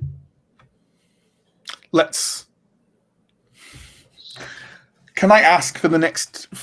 while we're in here, no one pick me up on things I might have gotten wrong. They might not be wrong. Okay? So, upstairs, Oscar. A detail I actually forgot to mention at the beginning. At the end of this hall, it's the only way in which the hallway differs from the one downstairs, other than the windows, right? It has a grandfather clock at the end of it. Okay. Because I forgot to throw in that detail. So there we go. I'm assuming you're going to go to the next room. Yeah, although if it's a grandfather clock, does it strike me in any way as an interesting antique? It certainly actually looks quite old, and now you're closer to it, halfway down the hallway. That was definitely the thing, and not that I forgot it. It is, yes, it does actually look quite old and in very good condition. And does it give me a similar impression to the bathroom and the blank room as being not a personal effect? You couldn't know about that without going over and taking a proper look at it, which I'm assuming you're doing as interested. Okay. It's interesting. You go over to it and kind of peer and take a good look at it. And at the exact moment you do that,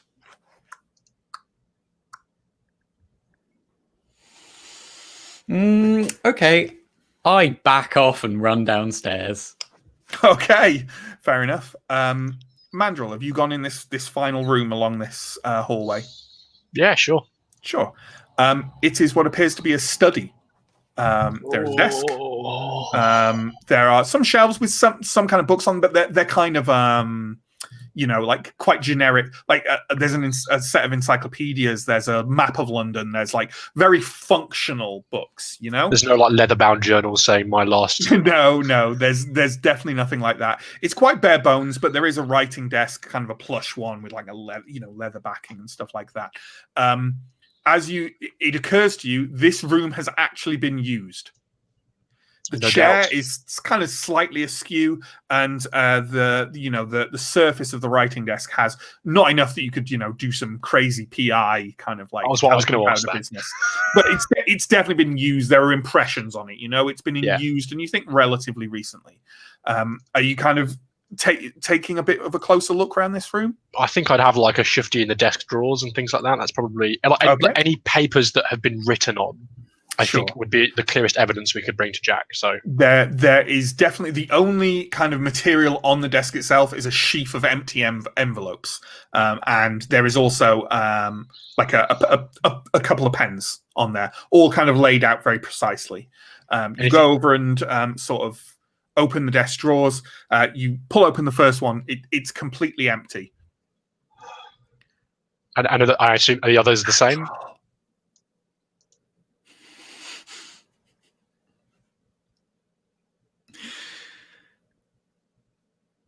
I assume my spider sense isn't going. Your spider sense is absolutely blaring. Then I am. There is something in this room with you. Then I'm darting towards the door, and I can be fast when I want to be. I haven't got celerity, but I can be fast. Sure. Would you say you feel panicked? Yeah. Sure. Then you know what? Give me a willpower roll. And I'll set the difficulty fairly low. I'll set the difficulty at 3, I think. And that's all the current willpower I have. I roll that. Yes. Nothing. I'm not asking you to roll for anything awful. This is a flavor roll. Don't worry. 3, you say? Yeah. Just made it. Okay. You can exit the room in a controlled fashion. Otherwise, I was going to have you like barrel out and slam into the opposite wall, kind of panicked. But I think it's somewhere between those two. Yeah, sure. And I think it's fair because Alex and Arthur have not yet gone downstairs. Yeah. They see you do this. Okay. They see me burst out of the room. Mm-hmm. Mandrill. There, I heard. Can I look back in the room and see if anyone's there? You cannot see anything in there. Or Alex, sorry, you were going to ask something. With heightened senses, I swear I just heard someone. Mm-hmm. With heightened senses, could I hear that thing that Mandrill heard? Okay. Just checking. Something is Where's Oscar? Oop, did we just lose Justin? Upstairs? Yeah, looks like it. It looks like we lost Justin. No, I'm still here. There he is. Something is out to get us. We need to leave the house. That was timed perfectly for me because I said that and then everyone went black and I was like, oh God, it's really happening. Oh God, they're in the room with you. As you kind of dash out of the room, your panic definitely subsides a little bit. Sure. And your I forgot what it's called, yeah. Sense the Beast. Sense the Beast, yeah. It dims. That's the study. It just felt awful in there. I would say the main things you felt with Sense the Beast have been other vampires, right? Kind of the beast. This felt different. This was like a cold terror that wrapped itself around the heart that lies still in your chest. I can make a specific roll to tell me, like, if I don't know what it is, I don't know what it is, but I can make a roll to kind of do a bit of like detecting whether it's like different types of the beast, like vampires, werewolves, ghosts, and things like that. Do you want me to make a roll for that, or? You know what? I don't think you felt this way before, so I think for something brand new, I'm not going to allow it. Okay, cool. Yeah. But I think it could lead, if you have similar events in the future, you could make the link. Cool. You know? Yeah, well, you can see, Arthur and Alex can see what I'm like, so. Mm-hmm. Mandrill, are you quite all right? I don't know. Have we got... there's nothing there's a writing desk in there. Clear whoever lives here uses it. But there's no papers I could see or anything like that. You're welcome to search it, but I don't want to go back in there. But perhaps that we should gather Oscar before we make any further excursions. Mm. Isn't Oscar currently darting around upstairs? You can't hear Oscar upstairs. Right. He's been up there for maybe about 5 minutes. Did you see anything downstairs? We haven't been downstairs yet, but Alex thinks there's something. I'll go look for Oscar. In fact, sorry to interrupt. In fact, let's clarify that. Mandrill, you think Oscar has been upstairs for about 5 minutes. Alex and Arthur, you think he's been upstairs for about a minute. Perhaps we should go together to look for Oscar rather than separating. If there was some kind of presence here, perhaps we should treat it with the due deference it requires. I've already broken its window. Sure. Yeah, I'll go first, and then I start walking up the stairs. Okay.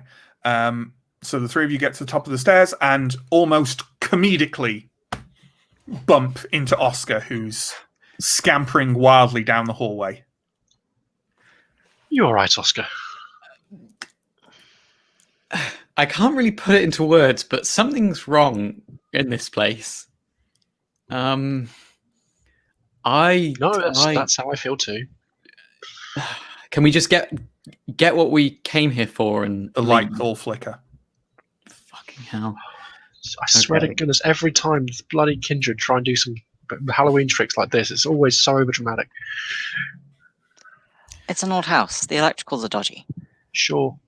The grandfather clock stopped. Those things don't run on electricity. It's an old clock. It didn't feel like that. Dung, dung, It works. dung. It struck 12.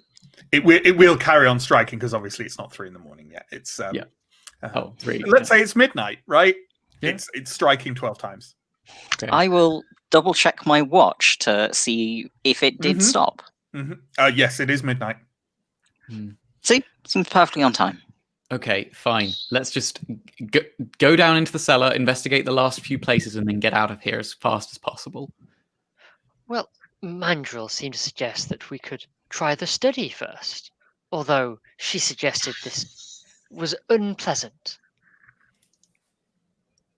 Okay. You're welcome to go back in there if you want to. I'm going to sit here. Look, my plan is to sit at the bottom, on the ground floor, staring at the staircase, with my back to that study door.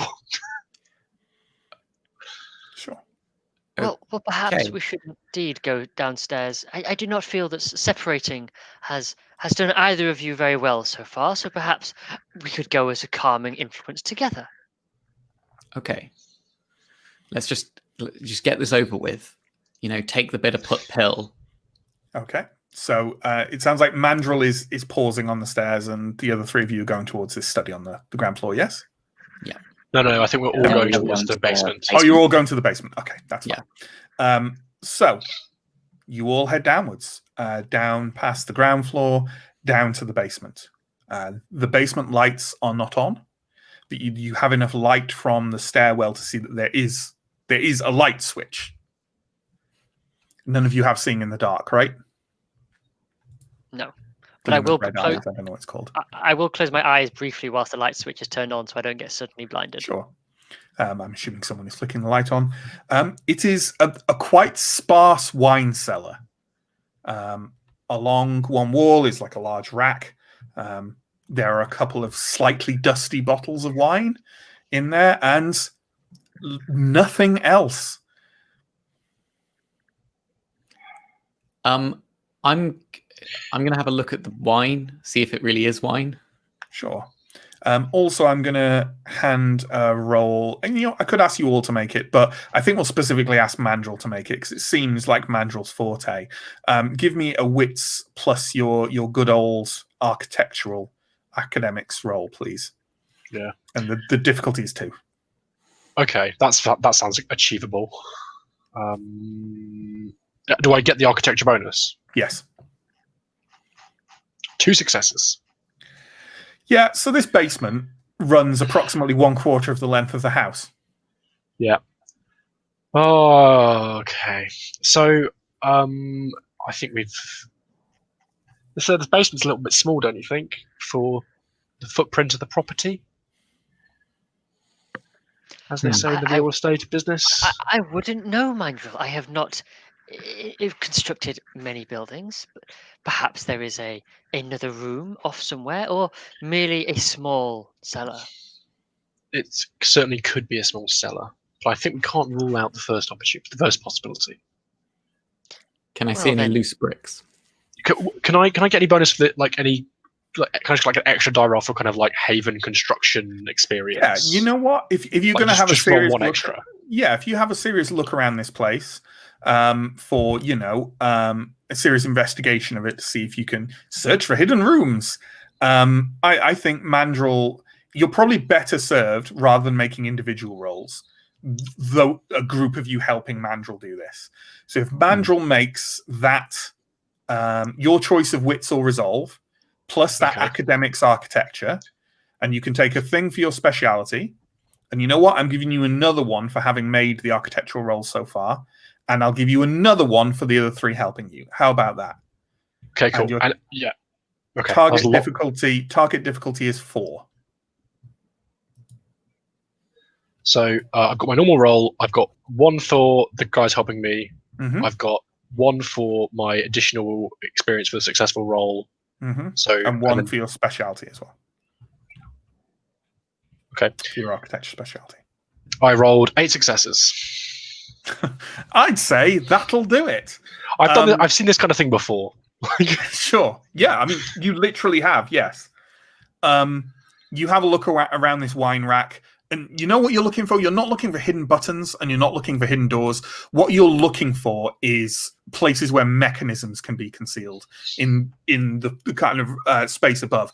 And as you're looking through, you can see that the kind of ceiling of this basement area is floorboards, right? Like a lower layer of floorboards. So there's a gap, a space between them. And as you look over them, you see that one of these floorboards is a different wood. Sure. A more modern building wood. For 8 successes, can I know? Like, I know there's only so many Haven constructors in the world. It's a small bunch of kindred. Could I know how I did about who made this? Like, it doesn't have to be. I mean, there are a small number of very dedicated Haven specialists in the world, but they don't service all the kindred of the world. That's true. The vast majority of kindred. Yeah, sure. You don't recognize the handiwork then, let's say that. Cool. Okay. I pointed out to the group, and I'm like, I think at this point, it's almost more polite just to leave a calling card and say that we've, like, you know, I don't know, like, we can go in there, but I don't know if we want to go in there. I'm just, like, so apprehensive. Like, Amanda's very apprehensive right now. Sure. Already broken in. Like, you know, feel free to be overruled, but We can't leave here empty-handed. A bottle of wine crashes to the floor behind you. What? A bottle of wine crashes to the floor behind you. Ah, shit. I rather suspect that the individual we are looking for and the situation we're encountering now are either entirely unrelated or related, but it is not the one we are looking for. It seems unlikely that the person we have been sent to meet and say hello to is a ghost or telekinetic person. This is what it seems to me. do you want me to pull the lever then? You know what? We've broken a window and we've broken a wine bottle. Pull the lever. Well, then I pull the lever. You think you're the one who broke the wine bottle. Yeah. If you're justifying it that way. So the floorboard kind of slides aside slightly, and inside is like a not a chain, like a strap, like a fabric strap that can be pulled down to activate the mechanism. You do so, and there is a loud creaking crack, and the wine rack kind of tips over against the opposite wall, and there's a crash as the other wine bottles spin out. This was the mechanism activating, not weird spookiness. And part of the wall kind of judders slowly open. You think it's, from your expert eyes, Mandrill, it is a decently built mechanism, but it's not slick. You don't think this was the work of experts. Did you say that wine bottles are falling off as it moves? Yes, because it tipped them over by opening up. It like tipped that, like the wine rack had been pushed in front of the kind of opening, and because you guys didn't know that's where the opening was, it tips it over as it comes open. Fine. The inside, inside is lit by lights that kind of flicker up as you as the doorway opens. Kind of not electric lights, but obviously off until the mechanism opens the doorway. Inside, I have a number of things to describe. So, first and foremost, it is a large, mostly stone chamber that runs the rest of the length of this house. It is lit fairly well, and you can see all the way to the end of it. There is, in one corner of the room, a large, plush double bed, which is, laid out in a modern fashion. Nice duvet, nice sheets, nice pillows, all the rest of it.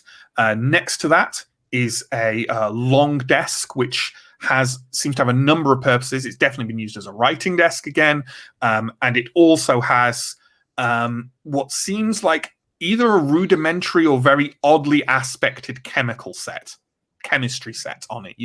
It's got kind of like vials and a Bunsen burner and like general odd science equipment, none of which seems to be in use right now. Next to that is a refrigerator, which seems to be on. On the opposite wall from the bed, there is a very large set of bookshelves. that are covered in a lot of different books, and immediately Oscar can see that a lot of them don't look modern. So, your antiquarian eye instantly is led to them. On the floor of the chamber is what appears to be, to your not so advanced eyes, and we can have rolls for this afterwards. What appears to be a large diagram or symbol, a circular one, drawn on the floor with chalk and salt.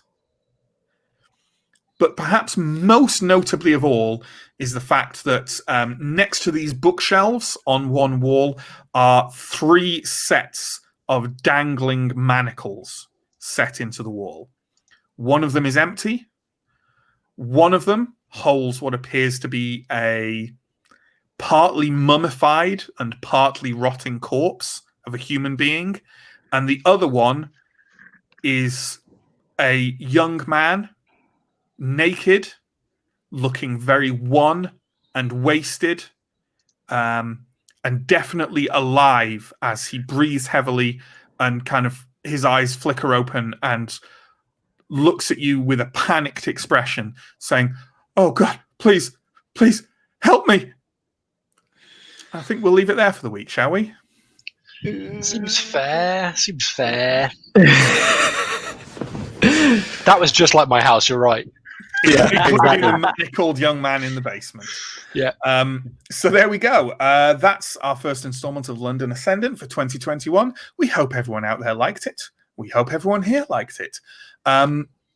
We usually do a kind of questions and comments thing. So if you've got anything you want us to talk about or answer, pop it into the comments, and Steve will pop it up for us. In the meantime, we have the usual advertising stuff to do. Look down below, you'll find all our links. We have social media, which is usually Telling Tales RP, but not always. We have our VODs over on our YouTube. We have a Patreon, all the usual Twitch stuff. We also have another ongoing series. We play the dark fantasy series Simba Room on Wednesday nights, also starting at 8 o'clock GMT. So that's tomorrow. Yeah, and we've also got some extra treats coming to you later this month, which may or may not include a new series, a new ongoing series. Get, as the kids say, hype. So yeah, that's my blurb. Is there, while Steve pops up anything for us, is there anything the players want to contribute towards the end of this stream? That's fun. Good. Yeah, I enjoyed it. Go on. No. Oh. Do vampires need bedrooms? Not really. Because vampires need much. Yeah, when they sleep, it's not sleep. They are dying through the hours of sunlight. So they don't need it, but many of them still use those kind of like things of their mortal days. So vampires may sleep in beds. They may sleep on rough pallets. Some of them may even be cliche enough to sleep in coffins. Some of them, at least one clan, is well noted, or at least was in previous editions, for favoring sleeping on the dirt of their homeland. And some vampires, like the gangrel, tend to sleep under the soil of the earth, which they meld with through the daylight hours. So no, vampires don't need beds, but many of them still use beds. I mean, does Luna Hysteria need a bed? Do any of us need a bed? Need a bed? Like, but they're nice. They're nice to have. They're nice to have. I'd feel like even if I was dead through the daylight hours, I'd still like the end of my night and the beginning of my night to have some small semblance of comfort. As you nestle under the duvet as you wake up as a vampire. Dignified. Yeah. Yeah. Anything else out there? If there's nothing else out there, we'll roll on. I don't think I've covered everything, right? I feel like usually it takes longer for me to cover stuff at the end. I haven't forgotten anything in the last 3 weeks, have I? Hopefully not. No. Okay.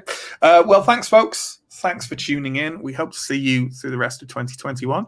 We hope you had a lovely festive period and you're having a lovely, safe time now as well.